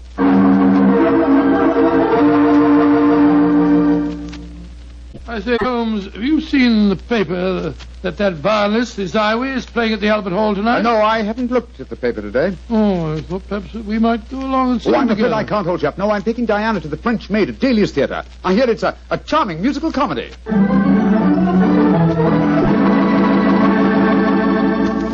Look here, Holmes. We've been friends for a good many years now. Very true, old fellow. And I think I'm entitled to speak to you straight from the shoulder. Of course you are, Watson. Very well, then. This Diana Beckwith. Oh. Yes, it's your own business, I suppose, but I can't bear to see her making such a fool of you. You've neglected your work entirely since you met her. You get about as though you're a young fellow of 20. What's come over you, Holmes? Stop pacing about, old chap, will you, and sit down. In fact, it might be a good idea if you fortified yourself with a nip of brandy from the Tantalus there. What I'm about to tell you may be something of a shock. Watson, Diana and I are getting married tomorrow. What did you say, Holmes? I'm getting married tomorrow. But, you're insane. Oh, that's not very flattering, Watson. Anyway, I don't see why you should be so surprised. You yourself married and left Baker Street once, didn't you? For you, Holmes, a confirmed woman hater. No, my dear Watson. No, indeed, no. You will remember in our adventure that you titled A Scandal in Bohemia, I met a lady that I have often referred to as the woman. You mean Irene Adler, but she was a criminal. Exactly, and yet Diana has the same magnificent characteristics. Keen intelligence, courage, and unconquerable spirit. But Holmes, 3 of her husbands murdered on their wedding nights. You're proposing to be the fourth? Oh, rubbish, my dear fellow, because tragedy has attended her previous marriages. Is she to go through life alone? Holmes, you really mean it, don't you? Of course I do. I think I will have a nip of brandy. Oh, don't take it so badly, old fellow. We'll continue to see a lot of each other. Diana's very fond of you, you know. Oh, well, I'm glad. Who's going to perform the ceremony? Not the Reverend Mr. Whalen? Oh, no. We decided, in view of Diana's previous marriages, that he might prove to be a trifle, unlucky. A clergyman named Vernet will officiate. Whalen, of course, insists on being present just the same. What time is the wedding tomorrow? 2 o'clock, old fellow. Oh, I should have mentioned this before. I hope your cutaway coat and top hat are in a good state of preservation. You'll be a pretty prominent figure at the ceremony, you know. You mean that... Well, I mean that if Sherlock Holmes gets married, who else can be his best man but his old friend, Dr. Watson? It's elementary, my dear fellow, elementary.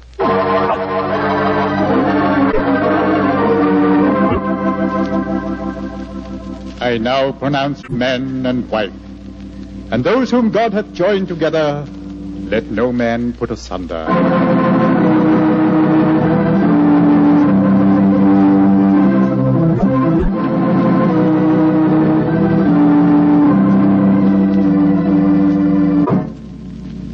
Diana, I'm going to claim the privilege of the best man and give you a kiss. Of course you shall, Doctor.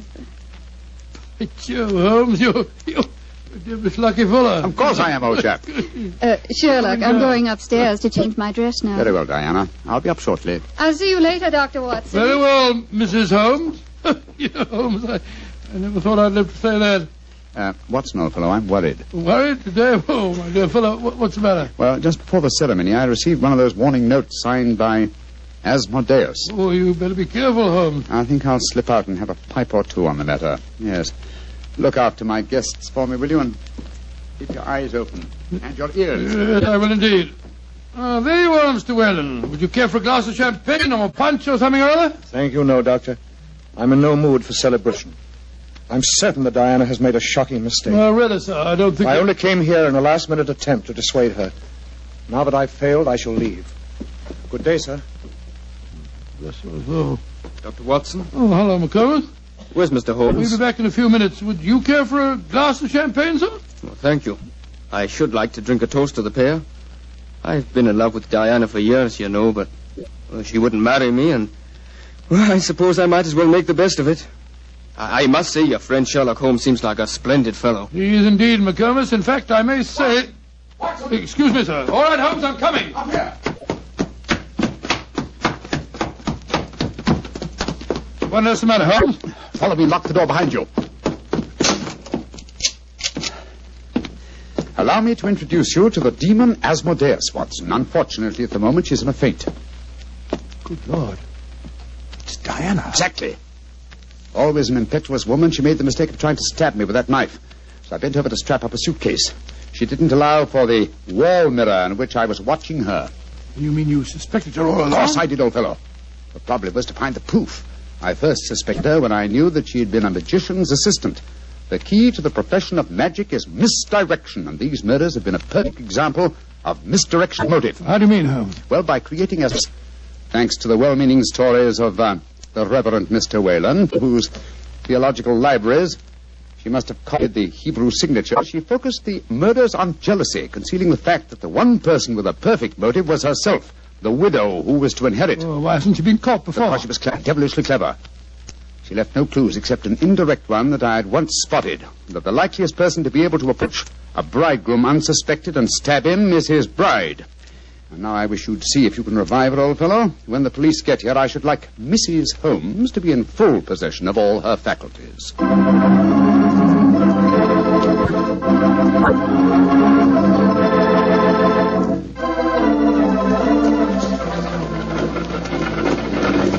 Well, Holmes, I must say I never expected to be driving back with you to Baker Street on your wedding day. I can't tell you how happy I feel. Dear old Watson, you really thought that I deserted you, didn't you? Oh, naturally, I wish you'd told me the truth. I couldn't tell anyone, not even you. If the faintest shadow of suspicion had entered her mind, I'd never have caught her. Well, it seems to me you paid a pretty high price, Holmes. You told me you made a will in her favor. Supposing something happens to you before her trial. she'd get the money, you know. Oh, the will? Oh, no, that was worthless. I told Diana that it was a holographic will and perfectly valid. What on earth is a holographic? A will drawn up in one's own handwriting on a piece of perfectly plain paper. Such a document is quite legal, but I drew mine up on a paper with a letterhead. That made it invalid. Oh, I see, but the fact remains that you are married, Holmes. I really fooled you completely, didn't I, Watson? Didn't the name of the clergyman who married us suggest anything to you? The Reverend Vernet? No, and why not should it? Well, Vernet was a French painter of some note. He also happens to have been a great uncle of mine and Mycroft's. You mean that your brother Mycroft was a clergyman? I mean that Mycroft was disguised as a clergyman. And a very convincing job he did, too. A more satisfactory clergyman than the Reverend Mr. Whalen, no doubt, whose possible complicity may compel him to answer some very awkward questions. Then you're not married. Well, upon my soul, Holmes, I don't know what to say. Then I suggest that you say nothing, my dear chap. Let's just sit back quietly, as two good friends can, and brood about the mutability of human affairs.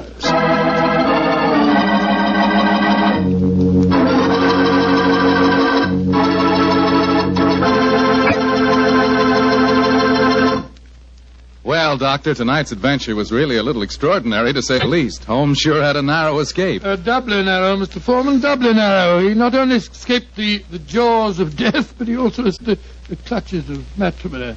Actually, the story had a happy ending for everybody but Lady Veneering.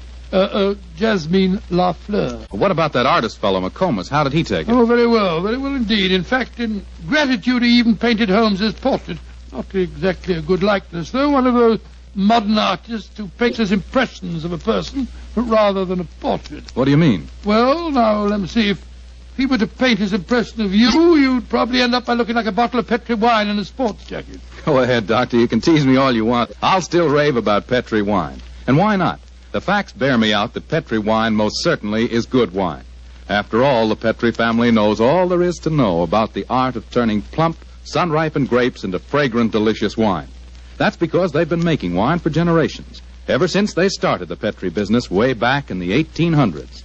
And because the making of Petri wine is a family affair, the family has been able to hand down from father to son, all their skill and knowledge and experience. And believe me, that adds up to plenty.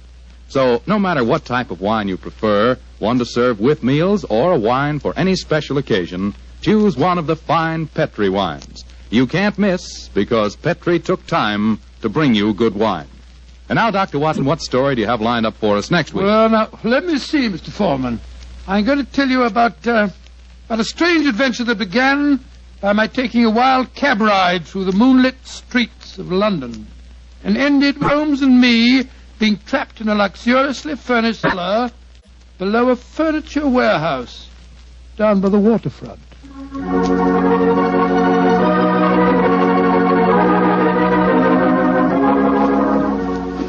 Tonight's Sherlock Holmes adventure is written by Dennis Green and Anthony Boucher and is based on an incident in the Sir Arthur Conan Doyle story, The Adventure of Shoscombe Old Place. Mr. Rathbone appears through the courtesy of Metro-Goldwyn-Mayer and Mr. Bruce through the courtesy of Universal Pictures, where they are now starring in the Sherlock Holmes series.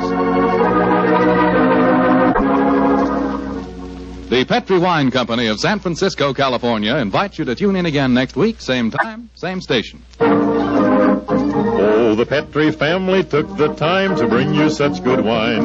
So when you eat and when you cook, remember Petri wine. To make good food taste better, remember... Petri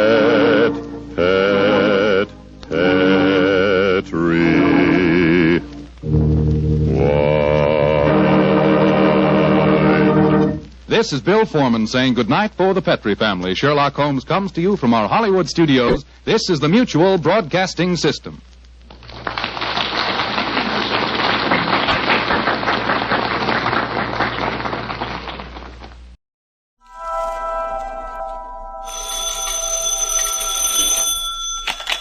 Hello, Yukon 28209. Yes, this is Candy Matson.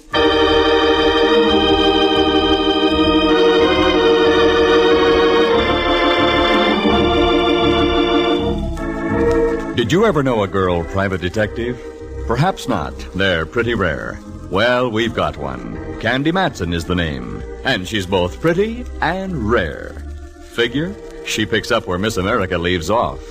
Clothes? She makes a peasant dress look like opening night at the opera. Hair? Blonde, of course. And eyes? Just the right shade of blue to match the hair. You're expecting more? All right, let's meet her.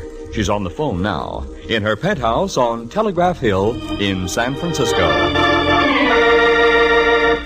Hello, Candy Matson. Well, bless my ever-loving little old serial number, Candy Matson. Watch out how you go tossing your serial number around, Pally. Who is this? Candy, hope you remember me. This is Sergeant Kenley down at Fort Ord. Kenley the gallant, the GI who filled my slipper with beer and drank it. That's me, the poor man's Diamond Jim Brady. Sure, I remember you. I met you when I was down at Fort Ord with the USO. What's on your mind, Kenley? Oh, wait a minute, I'll put it this way. What's new? Oh, like this is new. We're having a big shindig at the Senior Non-Commissioned Officers Club tomorrow night. You were elected as the girl most likely. Finish the sentence. Okay, as the girl most likely to be the queen of our ball. Oh, Kenley, you mad lad. I'd adore it. But what would I do for a chaperone? What? Don't play dull. You heard me. Oh, sure. Well, why don't you bring your mother? Wonderful idea. And I know just the fellow. Roger, Kenley. I'll report to the orderly room sometime tomorrow afternoon at Fort Ord.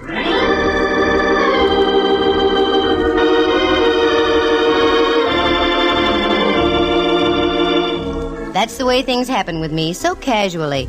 I'm at home on Telegraph Hill overlooking San Francisco Bay, polishing a few old sapphires, when the phone rings. Sounds innocent, doesn't it? But I ran into 2 rather grisly murders in Monterey. Want some details? Listen. When I told the sergeant I knew just the fellow to be my mother, I meant my old pal Rembrandt Watson.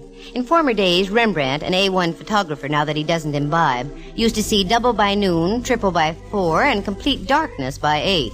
One night, the darkness became too dense and he suddenly saw the light. That's when he threw all his bottles out the window. Of course, he was arrested for disturbing the peace, but he hasn't touched a drop since. And when I mentioned Rembrandt as my chaperone, I wasn't fooling. He's been like a mother to me many, many times. He was just back from his vacation, so I got in my car and drove over Powell and down California Street. At Grant Avenue stands Old St. Mary's, and on the bell tower just underneath the clock, there's a sign that says, "Son, observe the time and fly from evil." I'd seen it before, but somehow that afternoon it had an added meaning. I parked my car and went across the street to Rembrandt's apartment. Candy. Rembrandt, you old dear, how are you? Wonderful, just wonderful.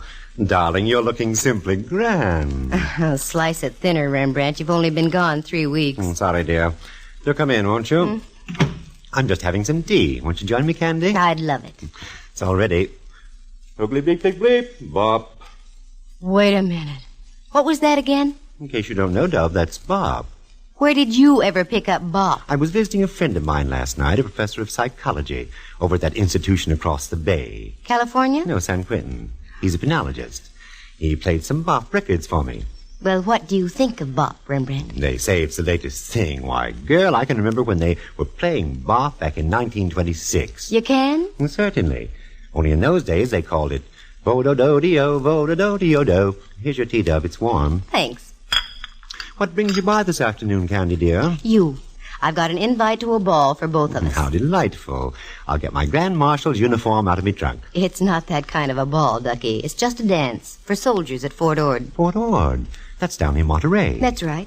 And I want you to go along as my chaperone. Candy, I'd really love it. Good. I'll pick you up at noon tomorrow. Oh, I'm sorry. I have an appointment at 2. You run along, and I'll get the Del Monte special. Okay, and I'll pick you up at the station in Monterey. Splendid, splendid. Oh, by the way, dear, I'm just a little... Oh, sure. Here, take 20. Oh, no, not that much, Candy. No, yourself, I insist. Oh, I'm so glad you're firm about these things. Thanks ever so much. Not at all. Thanks for the tea, Rembrandt. I'll see you in Monterey.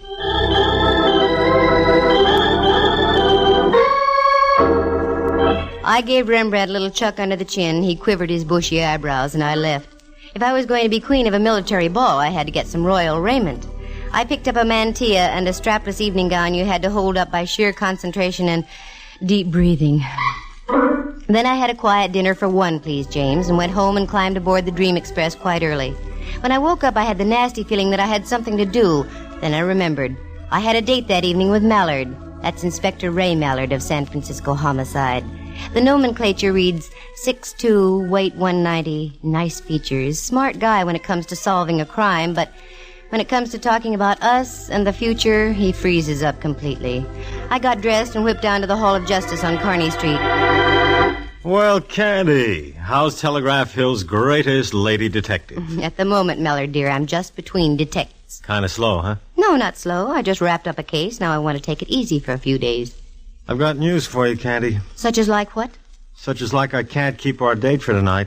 Oh, Mallard, I'd been counting on it. I know, Candy. I'm sure sorry. But how did I know this guy was going to do what he did out in the Taraval district? Playing straight, I say. What did the guy do out in the Taraval district? He parlayed a sudden impulse into a seat in the gas chamber. How so? He done in his old lady.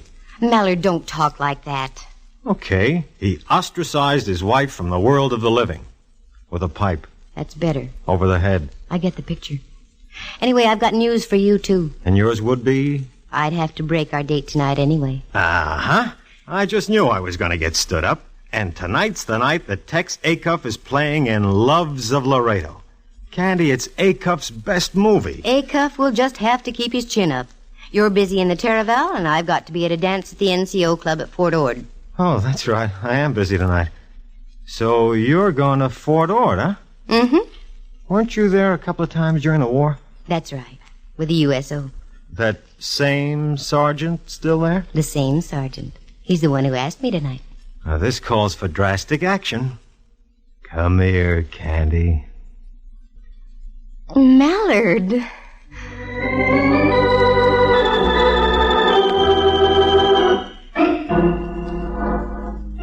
It was one of those rare moments. Mallard kissed me. Part of me floated out of his office. Then part of me floated back in and picked up the rest of me. Then all of me floated out again. Then I realized I'd forgotten my hat. I went back and got it. Then I saw I didn't have my purse. I went back and got that. Keep this up and you won't even get past Market Street, let alone to Fort Ord.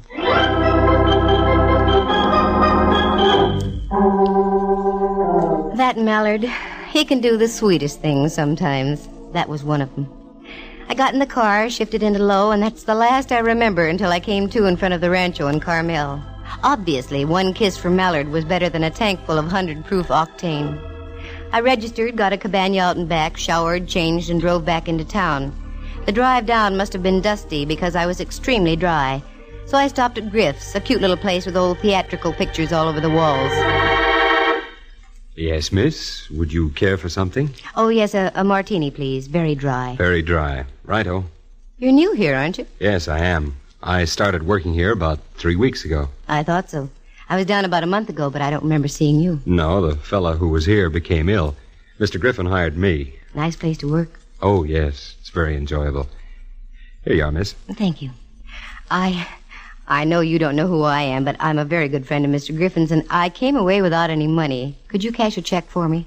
Well, I don't know. I'd like to, but do you have any identification with you? Oh, yes, of course. Here, my driver's license. Matson. Candy Matson. Mm-hmm. Now I know why I thought I recognized you. Aren't you presiding over the dance tonight at Fort Ord? Well, yes. Why? I saw your picture in the paper yesterday. Yesterday? What? I only knew about it myself Oh, that Kenley, what an operator. I'll be happy to cash your check, Miss Matson. Good. I'm going to need it. A queen has to scatter a little gold amongst her subjects. The lad cashed my check and I left for the fort. I drove out past Seaside, then on past Ord Village and onto the reservation itself. The guard motioned me through the south gate with a wave of his hand and a... Yep, still the same old Fort Ord. I wove my way through the streets and finally pulled up in front of the senior NCO club. As I got out, there was my pal Kenley coming down the steps, in his fatigues yet. Oh, Candy, you beautiful thing, you. Don't you beautiful thing me, Sergeant Kenley. What's the matter? You know what's the matter. They printed a picture of me in the Monterey Herald yesterday. Well, what's wrong with that? What's wrong? When the paper came out yesterday, I hadn't even heard about your wing-ding tonight. Oh, don't be mad, Candy. I've never seen you say no to a worthwhile cause yet. This is a worthwhile cause? That's right. Every cent we take in, we're turning over to the community chest. Oh, well, that puts a different light on it. Oh, I knew you'd see it that way. Mm-hmm. Wait a minute. You don't charge for these NCO dances. How are you getting any proceeds out of it? Oh, I didn't tell you, did I? Every half hour we're having a raffle. The highest bidder gets a free dance. With you. Oh, that Kenley. Well, it was getting dark, and the Del Monte special with Rembrandt aboard would soon be pulling in. So I went back to Monterey. All of a sudden, I decided to play games. About a mile from town, the train stops at Del Monte itself. I thought it might be cute if I went back, got on the train there, and met Rembrandt that way. There she was, coming right in on schedule. I parked the car and went over to the little country-like station. The train wasn't in sight yet. It has to make the bend around Seaside. There it was. Now the headlight was sending its beam down the shining rails. It stood out like a beacon in the Monterey twilight. Then I saw it. The glare of the locomotive's light picked up the crumpled body of a man. It was stretched across the tracks in a grotesque manner. Suddenly my mind flash a signal to my feet, and I moved. It was a man, all right. The train was getting closer. I grabbed him by his lead-like shoulders and tugged. He wouldn't budge. I tried again, but still no luck. I looked down in desperation. That's when I saw that one of his feet was jammed between the rail and a tie. I gave a yank and the foot came free. Then I grabbed him by the shoulders again. He must have weighed over 200, but little by little I was getting his body over the rails and up under the shoulder. Finally I made it, just as the Del Monte rolled by.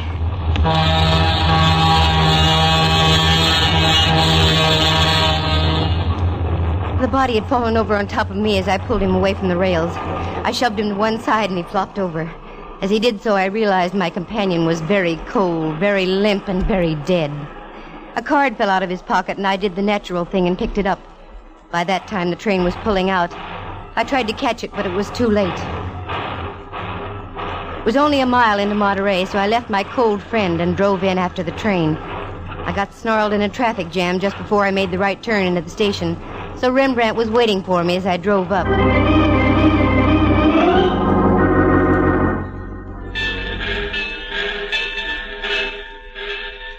Dove, how nice of you, right on time. Never mind the salutations. Come on, we've got work to do. Don't tell me I'm supposed to take your place at the ball tonight. No. I've discovered a body. Candy, dear, how occupational. How irritational. Come on, let's go. Where? Monterey Sheriff's Office. But you'll miss the ball, girl. Not tonight, I won't. I darn near got killed myself. Tonight I'm going to have fun. Let's go. I went over to the sheriff's office. They have a staff of 9 men. I placed everything in their capable hands and drove Rembrandt over one of the local hotels. I went back to the rancho, climbed into my strapless queen outfit, and went back to pick him up. He came out with a bewildered look on his face. I didn't say anything. We drove along through the Ord reservation, and finally I popped the question. Okay, Rembrandt, what's wrong? Nothing, except this. What's this? A card. While I was dressing, a man knocked on me door, shoved this into me hand, and told me to tell you about it, and left. Let me see it. Here. Oh, careful, Dub. Don't go off the road. The military wouldn't like that. They dislike messy forts. Wait a minute. Look through my purse, Rembrandt. Precisely for what? For a card that matches this one. Lipstick, lighter, handkerchief. Oh, here we are. You're right, Candy. It matches exactly. Does it make sense? Not yet.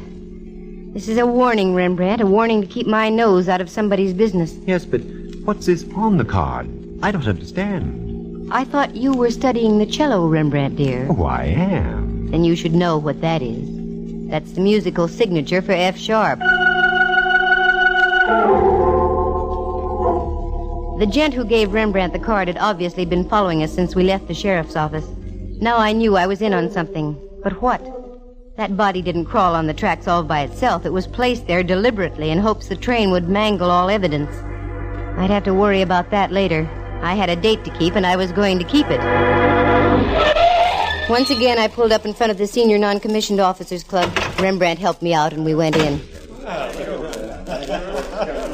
The joint was really jumping. As we went in, dear old Sergeant Kenley was there to greet us. Oh, Candy. Oh, glad you're here. I was getting worried. Ha, ha, ha. He's worried. Yes. Ha, ha, ha. Ha, ha, ha? I don't get it. That's all right, Sergeant. Kenley, I want you to know Rembrandt Watson, my chaperone this evening. You're...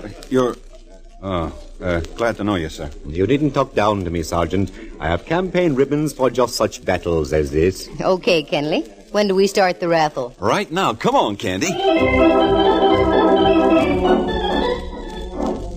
If ever a girl gave her all for the army, that was I. I danced until my insteps had insteps. Going on toward midnight, they started another raffle. A dark-looking sergeant bid $6, and I was to dance with him. Rembrandt was fighting the Boxer Rebellion all over again with some top kick, so I was stuck, but good. Miss Matson, that was my last $6. You shouldn't have done it, Sergeant. It was worth it. But if you don't mind, I'd rather not dance. Sergeant, for those kind words, I make you a lieutenant. No, thanks. I'd rather be a sergeant. But would you mind walking outside on the terrace? It's awfully stuffy in here. Sergeant, it would be a pleasure, believe me. We went outside. The night was strictly moderate, sparkling with stars, not warm, not cold, and a slight smell of sardines in the air. That's good. That meant the canneries were working. But speaking of the smell of fish... Let's go this way, shall we?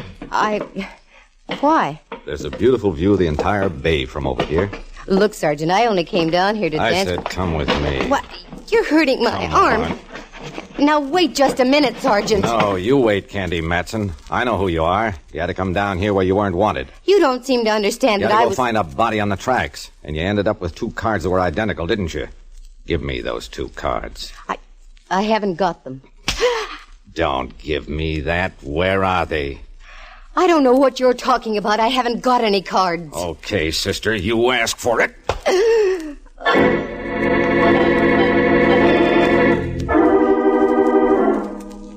The sky was whirling. Time was nothing. I was in China. I was in Cuba. I was nowhere. Suddenly, things came into focus. I was out in back of the club, and Rembrandt and half a dozen GIs were standing over me. There, Ducky. You're going to be all right. What happened? I got slugged, that's what happened. And the rat only bid $6 for the privilege. How do you feel, Dove? Terrible. Oh, Candy, I feel terrible, too. I don't know how this could have happened. Hi, Kenley.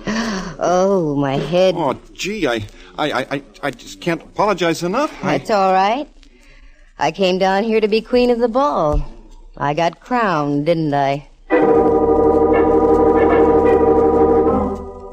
I thanked Sergeant Kenley for the party. It was a nice affair. After all, it was no fault of the NCO club or Fort Ord that I got rapped over the head. So I got Rembrandt in the car, and we drove back into Carmel. Rembrandt was quite concerned. He suggested that we stop and I have a touch of brandy. I didn't argue. We went into Griff's. Good evening. You wish something? Yes, please. Brandy for the lady. Lemon Coke for me. Brandy and... what was that again?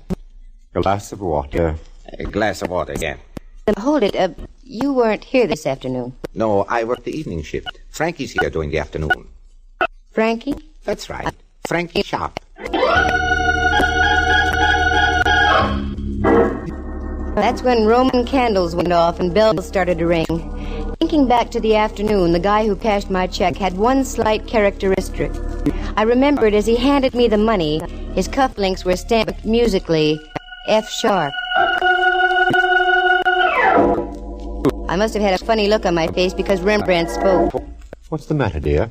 Doesn't the brandy agree with you? No, it's not that. I'm trying to put 1 and 1 together to make 2, but it doesn't add. Uh-oh.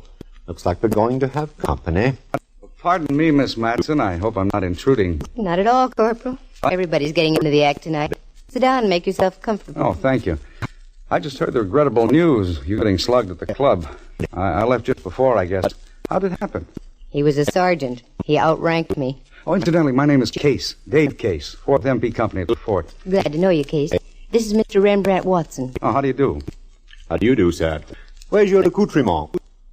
What? Your billy club and pistol, your armband, and so on. I don't wear them when I'm not on duty, Mr. Watson. Well, you're in good hands, Candy. I've got to leave.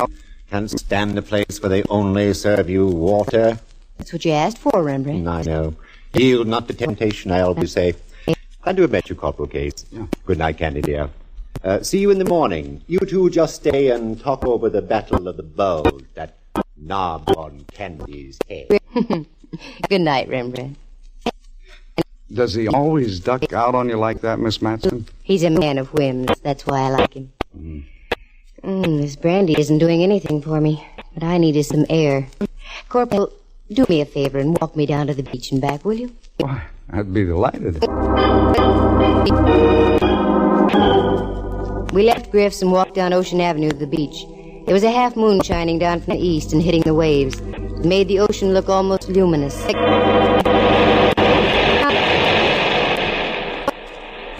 Feel a little better, Miss Matson? Yes. I wonder what that character hit me with. Come on, Corporal. Let's go along the beach a little way.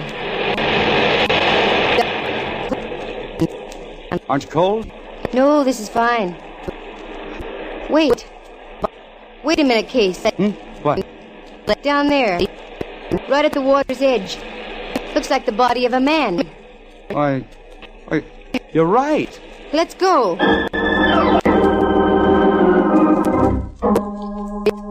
We ducked around a clump of brush and hightailed it down to the water. Sure enough, it was the sprawled figure of a man. Every time a wave came in, the body would change position, setting new patterns of crumpled legs and oddly shaped arms. Give me a hand, Case. Help me roll him over. Okay. There. Hey, look at this. What, Miss Matson? Do you know who this joker is? This is the lad who flattened my skull at the dance tonight. Yeah, I'll bet he's awfully sorry he did it now. He's quite dead. The corporal and I pulled and tugged and finally got the boy high and dry up on the beach. Then we ran up to my cabin. Operator. They must have closed the switchboard for tonight. Well, you wait here, Miss Matson. I'll run up into town. There's usually a prowl car there at this hour. Okay, but hurry, Corporal. Case slammed out the door and I was left alone. I walked over to the cabinet, got a cigarette and lit it. Thoughts were going through my head like a roulette wheel, but none of the thoughts were dropping in the right slot. Then suddenly... Did you ever get the feeling you weren't alone? That a pair of eyes was watching your every move? I wheeled around. There he was, standing over by the closet door. Good evening. My bartender friend of the afternoon. Enjoying your cigarette, Miss Matson? Yes. Yes, I am, Mr. Sharp. Fine. Drag on it. Drag deeply. The last drag always tastes the best. What's on your mind? You've been on my mind ever since you pulled that body off the tracks this evening. Was that one of your jobs? Oh, yes. Hadn't you surmised by my musical signature? Wasn't that being rather dramatic? I don't think so. All great artists sign their work. Why shouldn't I? I came here to paint. But they only laughed at me. Jeered. So I decided to paint in a different manner. It was beginning to pay dividends, too. But you and the others, you had to spoil it. I could have been big. Do you understand? I could have owned this whole country. Oh, no, Frankie. You leave too many of your cards around. Recognition. There has to be recognition for everything done in this world. Look. Here. I've got another F-sharp card, Miss Matson. So I see. I made it especially for you. About an hour ago.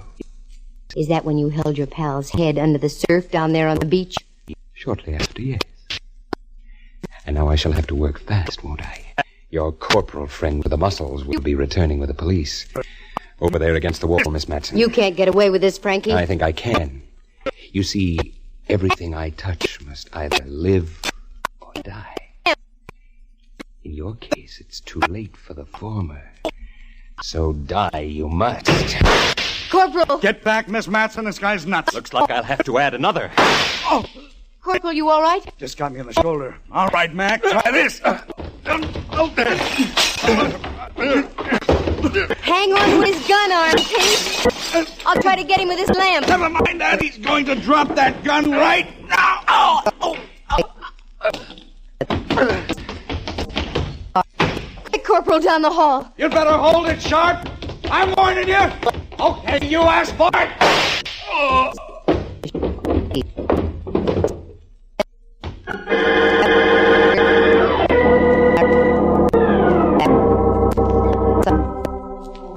F. Sharp was quite flat, there at the bottom of the stairs.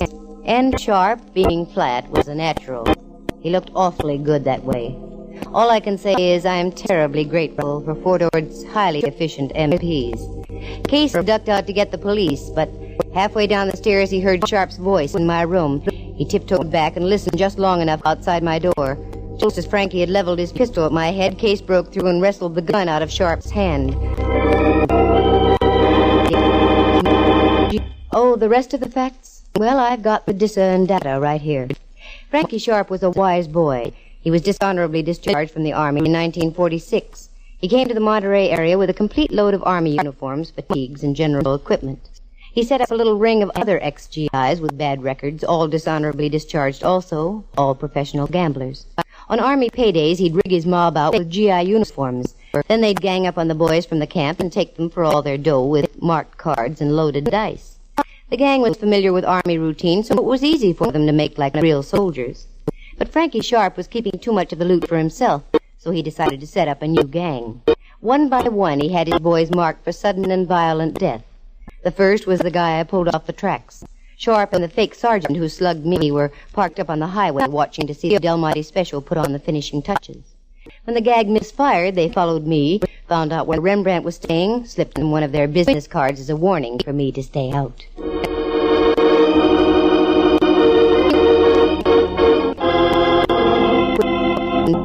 But the fake sergeant turned chicken. He didn't want those F. Sharp notes all over the area. So he came out to the NCO club, bopped me over the head, and got them back. When he returned, Frankie knew the fat was in the fire and that the time to strike was then.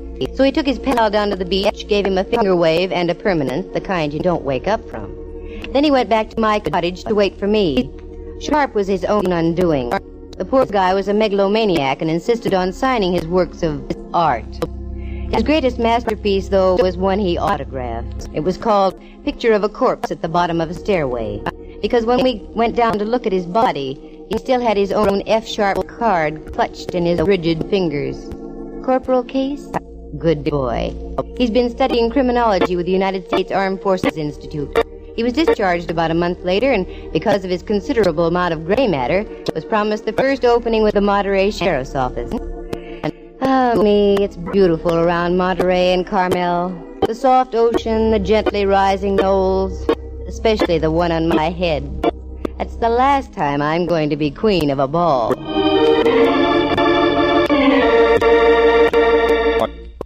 Listen again next week at this same time. For excitement and adventure, just dial... Candy Matson, Yukon 28209.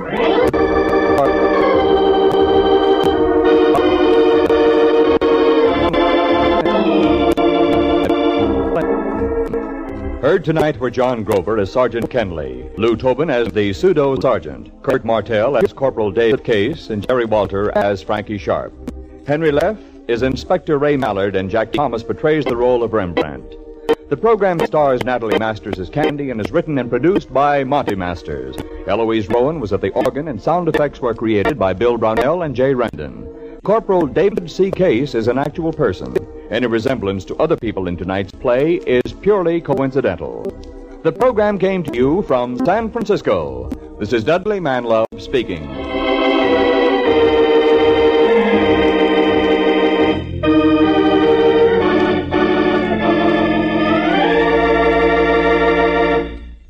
You are tuned for the stars on NBC.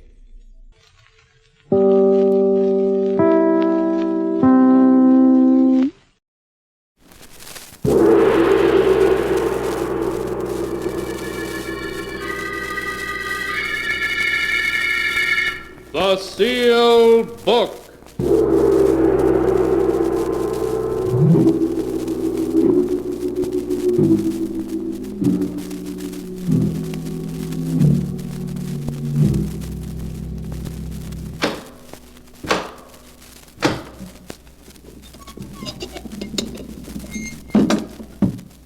Once again, the keeper of the book has opened the ponderous door to the secret vault, wherein is kept the great sealed book, in which is recorded all the secrets and mysteries of mankind through the ages.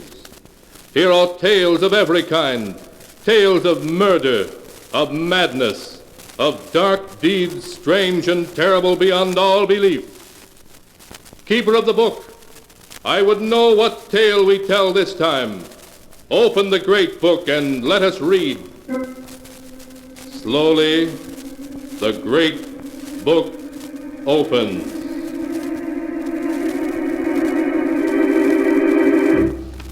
One by one, the keeper of the book turns the pages and stops. Ah, the strange and terrible story of a man who returned to his birthplace and found himself treated as though he were truly a ghost. A tale called Welcome Home.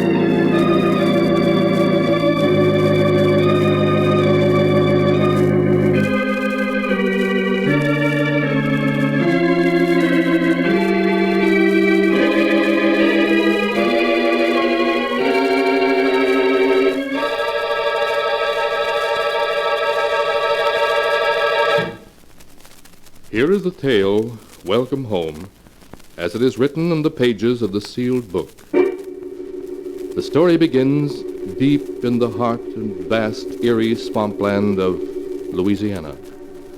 It is late in the evening and the moon is bright when an automobile containing a man and a woman stops in a weed-grown driveway before a great lonely old mansion, crumbling now into ruins. Well, Florence, my dear, here we are at our destination. Let me introduce you to Pirate's Rest, my boyhood home. Leonard, no. This isn't your home, this lonely old place here in the heart of the swamps. Well, you must be joking. Of course I'm not joking. This is Pirate's Rest, where my family has lived for 100 years. I'm the last living male Lejeune, so Pirate's Rest belongs to me now. Leonard, it frightens me. That little white building over there through the trees down by the water looks like something in a cemetery. As a matter of fact, it is. That white building is the family mausoleum. Most of my ancestors are buried there, including my notorious great-grandfather, Paul. He was a pirate, you see. Hence the name Pirate's Rest. You never told me this before, Leonard. Well, the truth is, my dear, I left home under a cloud and was forbidden by my father ever to return again, alive. Oh, you'd have enjoyed dear father. He had the odd notion that someday he would be buried alive. You mean he was crazy? Not at all. You see, his father, my grandfather, was buried alive. Oh, Leonard, you're just making this up. Oh, it's quite true. Grandfather died, or at least everybody thought so, of acute alcoholism. So the family buried him down there in our private burial vault. Next day, my father became worried and opened the coffin. He found that Grandfather had changed his position in it. Oh, no. Consequently, my father had an extension telephone installed in the burial vault, just in case the same thing happened again. A telephone in the burial vault? Yes, so he could call for help if necessary. You see, he wasn't crazy at all, just logical. Leonard, you've got to take me away from here at once. But that's impossible, my dear. Besides, you won't have to meet any of the family, except Aunt Emily.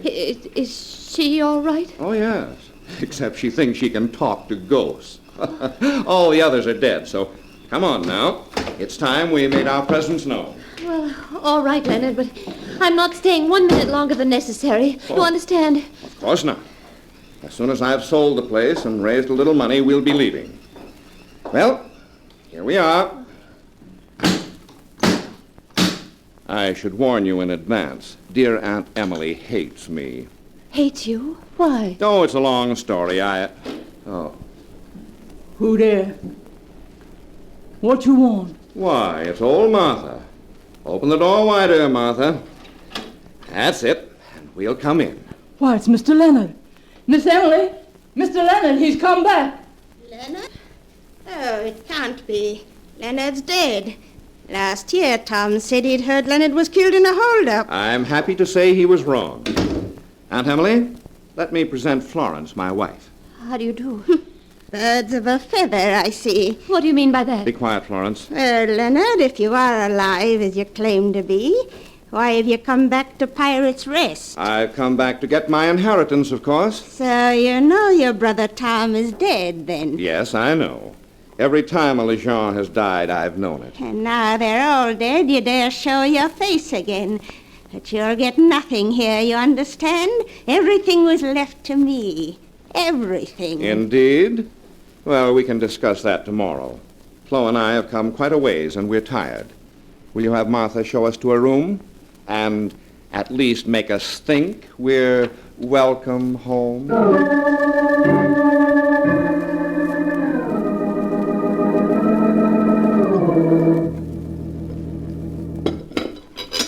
Coffee, Leonard? Here you are. You know, Flo, I'm a little disappointed. The house is badly run down. I doubt if I can sell it.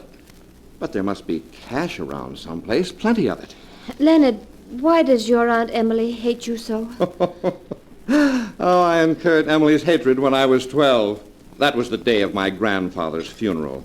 The one who was later found to have turned over in his coffin. Oh, Leonard, please. Emily was the last to leave the vault. For a prank, I closed the door on her. And it was next day before the family found her. Oh, Leonard, how could you? During the night, she heard Grandfather calling to her, asking her to let him out. But of course she didn't, since she knew perfectly well he was dead.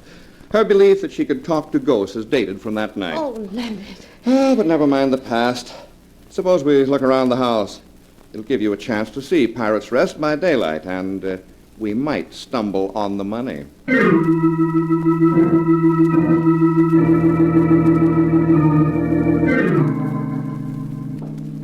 And this is the ballroom. Those chandeliers were imported by my great-grandfather from Italy. So dusty now. Cobwebs. Carpet stained. These are the ancestral portraits. Here is Father, the one who so logically had a telephone installed. I asked you not to talk about it anymore. Now, that reminds me. Father's safe used to be behind his picture. I wonder if the combination has been changed. If it hasn't, 17, 21. It's open. So it is. Let's see what's in here. Lots of papers. But I don't see any cash. Leonard, why have you opened the safe? To see what's inside, of course, Aunt Emily. You won't find anything in it to steal this time, Leonard. Steal? I hardly think taking one's own property would be stealing. You have no property, not according to your brother Tom's will. Oh, yes, his will. I've been meaning to speak about that. Aunt Emily, where have you been all morning? I've been down to the graveyard, talking to your brother Tom. Talking to Tom? Tom's dead, and you know it. Yes, Leonard. But I can still talk to him. You know, they don't leave right away. And until they go... Oh, Leonard, make her stop. Don't pay any attention to her. I talked to your grandfather while he was waiting. And I talked to your father, too. And today I was talking to Tom. Maybe someday I'll talk to you, Leonard. Then you'll see. Oh, make her stop. Aunt Emily, you've talked enough nonsense. I want some straight answers. Here's a very interesting document that says Tom received $300,000 in cash for some property only 6 months ago. $300,000? That money is someplace around the house, isn't it, Aunt Emily? If there's money in this house, Leonard, why don't you look for it? I'm sure if it's here, you're clever enough to smell it out. You always have been. All right, I will. But if I don't find it, Aunt Emily, then you and I are going to have a little heart-to-heart talk.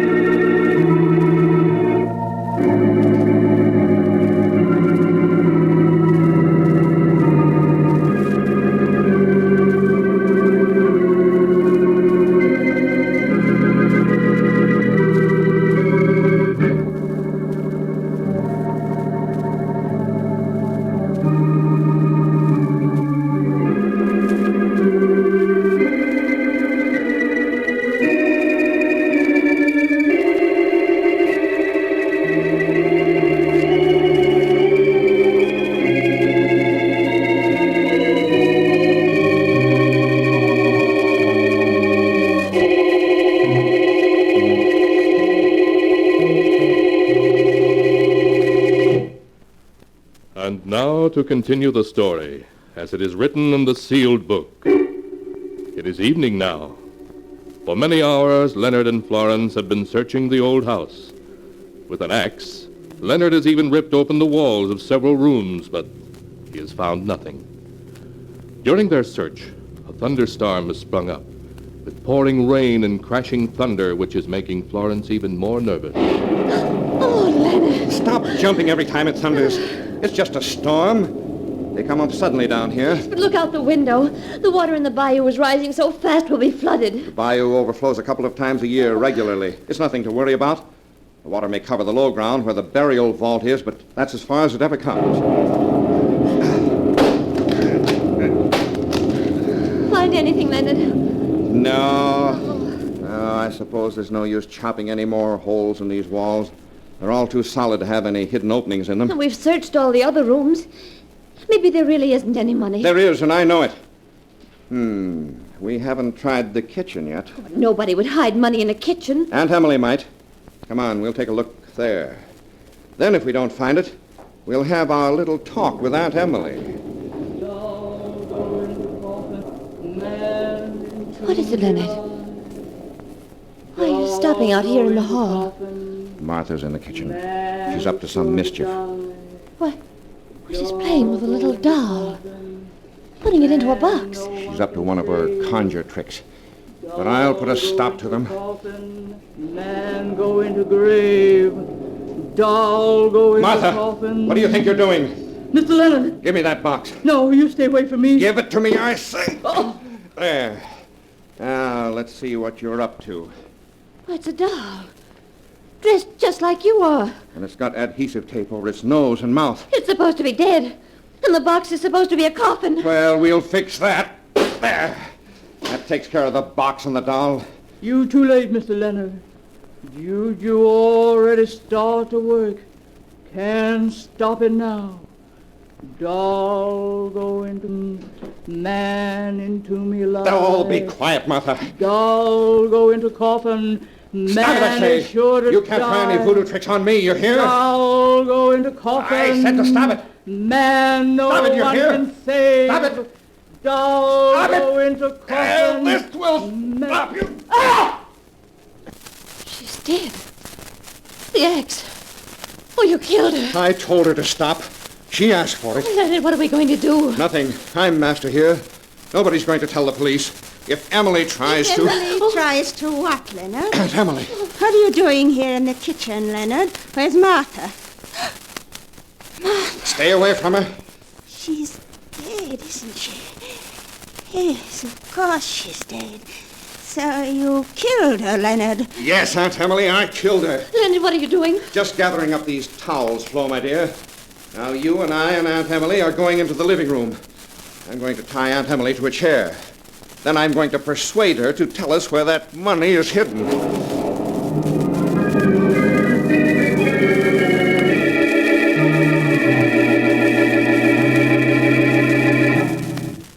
Well, Aunt Emily, I think those towels will hold you nicely.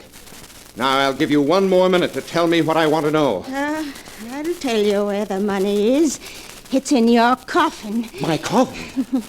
Out in the burial vault, where no thief could ever find it. In the burial vault? Of course, I should have guessed it. Not in the upper vault, Leonard. Down in the secret lower one, where there still is one empty coffin left. For you. Oh, no. $300,000 in my own coffin. If you're going to get it now, you'd better hurry. The bayou's rising fast. It's already flooding the cemetery. Yeah, she's right.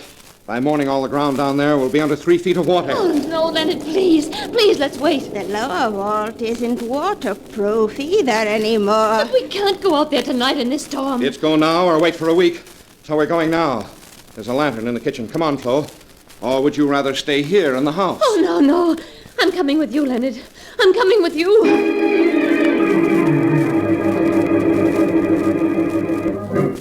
A few minutes later, Leonard and Florence, with a lantern to show the way, stumbled through the darkness toward the old mausoleum, wading through water a foot deep to reach it. Then Leonard unlocked the heavy iron door, and they entered a dim, cold room, heavy with the musty atmosphere of death.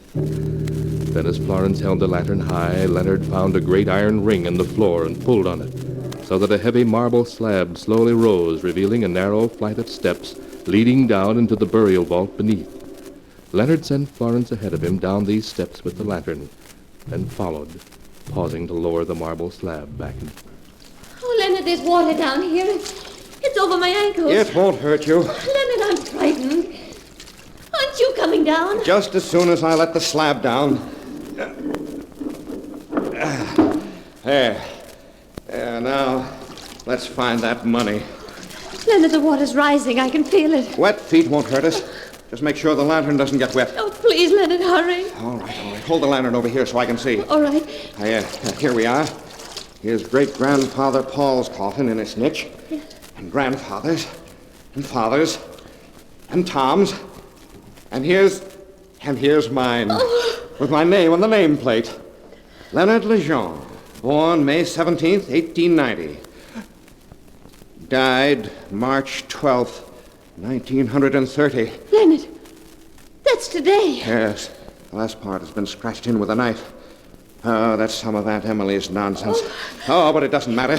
This is the coffin she said the money was hidden in. I have a screwdriver here. I'll get this lid off. It isn't screwed on. Oh. And look! It's here! The money! She was telling the truth. $300,000. At least, maybe more.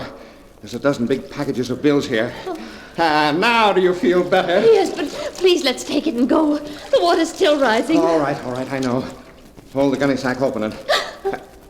What's the matter now? I think I heard somebody up above us. Oh, nonsense.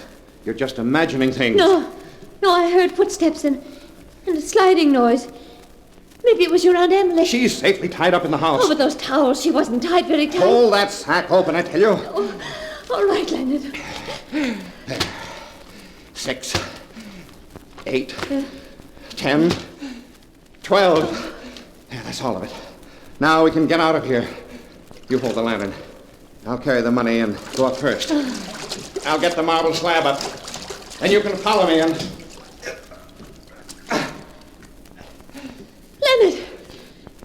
Leonard, what is it? The slab is stuck. Oh, no. No, it can't be. Yeah, I'll get it open in a minute. I've got to get my shoulder under it. That's all. Now, it won't open. Leonard, we're trapped down here. We're trapped. We're never going to get out.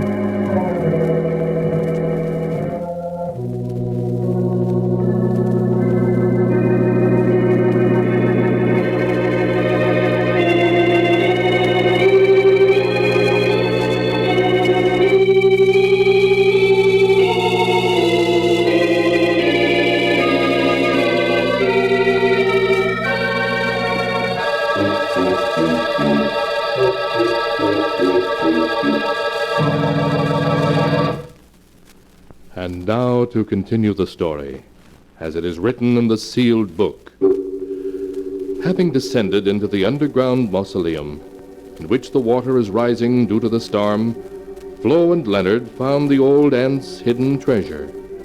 But as they tried to get out, they found the great slab that covered the entrance was stuck. It won't open. We're trapped down here.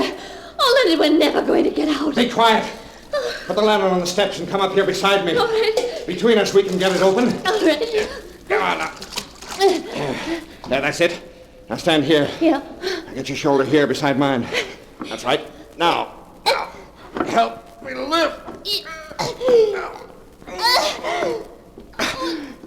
won't open. It won't open. It's stuck fast. What are we going to do? What are we going to do? Oh, be quiet and let me think. Oh, she did it, Leonard. Your aunt. She's put something over the slab so we can't get it open. She couldn't. She was tied up, I tell you. Oh, she got loose. It's just what she would do. She hates you, Leonard. The devil. The old she-devil. But I'll beat her. I'll beat her yet. There must be some way out. There must be some way. There must... Yes, that's it. That's it. She didn't think of that. What, Leonard? What? My father. I told you he had a mortal fear of being buried alive. So he had a telephone installed here in the burial vault. Leonard! A telephone! All connected up and ready to work, in case he was buried alive. Now we're buried alive, and we'll use it. We'll use it. Leonard, will it Of course it'll work. Now, where is it? Let's see. Oh, yes. Here in this niche in the corner. It must be in this watertight box. Come on now. Hold the lantern while I open it. Yes, Leonard. There. Look, I was right. A telephone all in working order.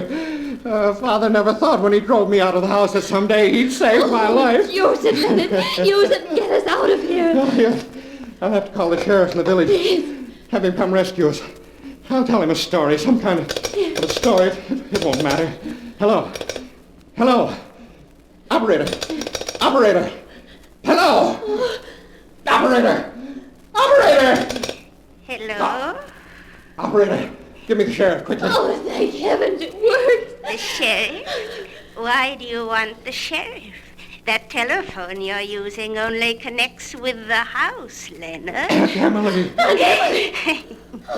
Of course. How does it feel to be dead, nephew? Aunt Emily, listen to me. I'm not dead, do you hear? And you've got to come let us out of here. Of course you're dead, Leonard. That's why I had to fix it so you couldn't get out again. Because the dead have to stay where they belong. Oh, no. Aunt Emily, listen to me. Come let us out of here, and I'll let you keep the money. I won't bother you again. I'll go away. You'll never see me again, only come let us out. I know it's hard to get used to the idea of being dead, Leonard. Tom found it hard, too. And so did your father. But you'll get used to it. And your wife will get used to it. And I'll come talk to you, Leonard, every day. Just as I talk to them.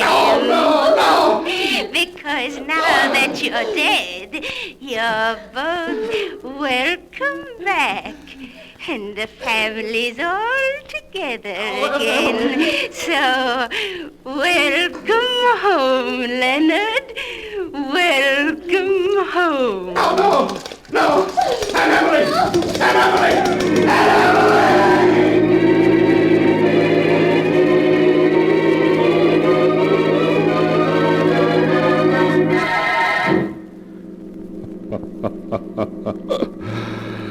And that is the tale of Leonard and Florence Legend's homecoming, as it is written in the sealed book. The next day, old Emily was found unconscious by neighbors who had no knowledge of Leonard's arrival with his wife.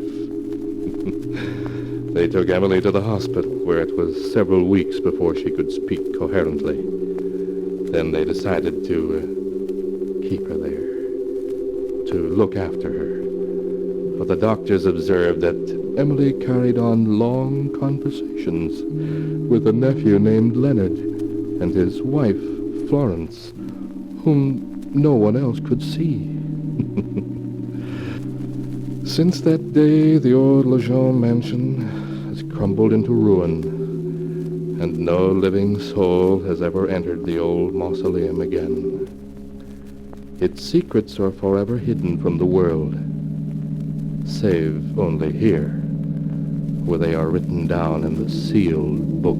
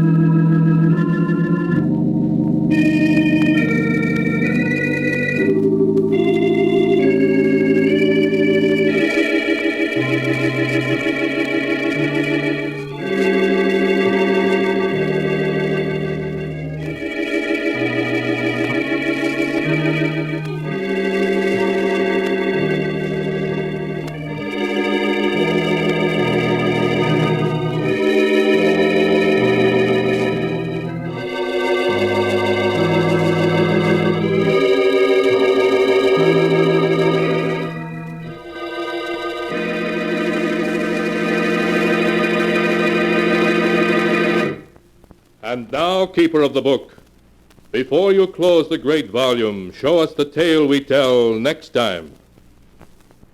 This one. Ah, yes. The story of a strange plot by which a man and a woman schemed to be rid of an individual who stood in the way of their happiness, and of the terrible fate to which their scheme brought them. A tale titled, I'll Die Laughing.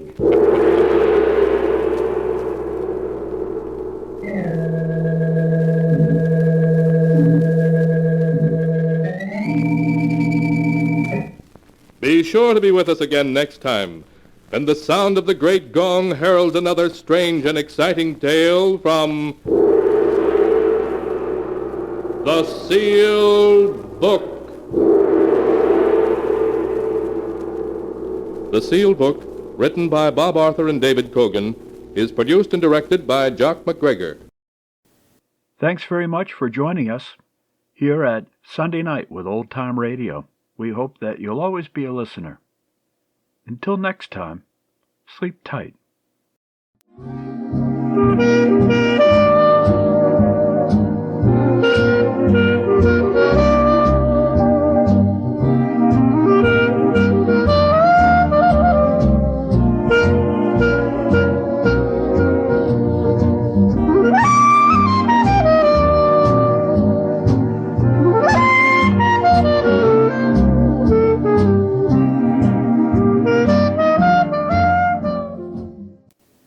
This is a production of Lovato Studios, Sao Paulo, Brazil.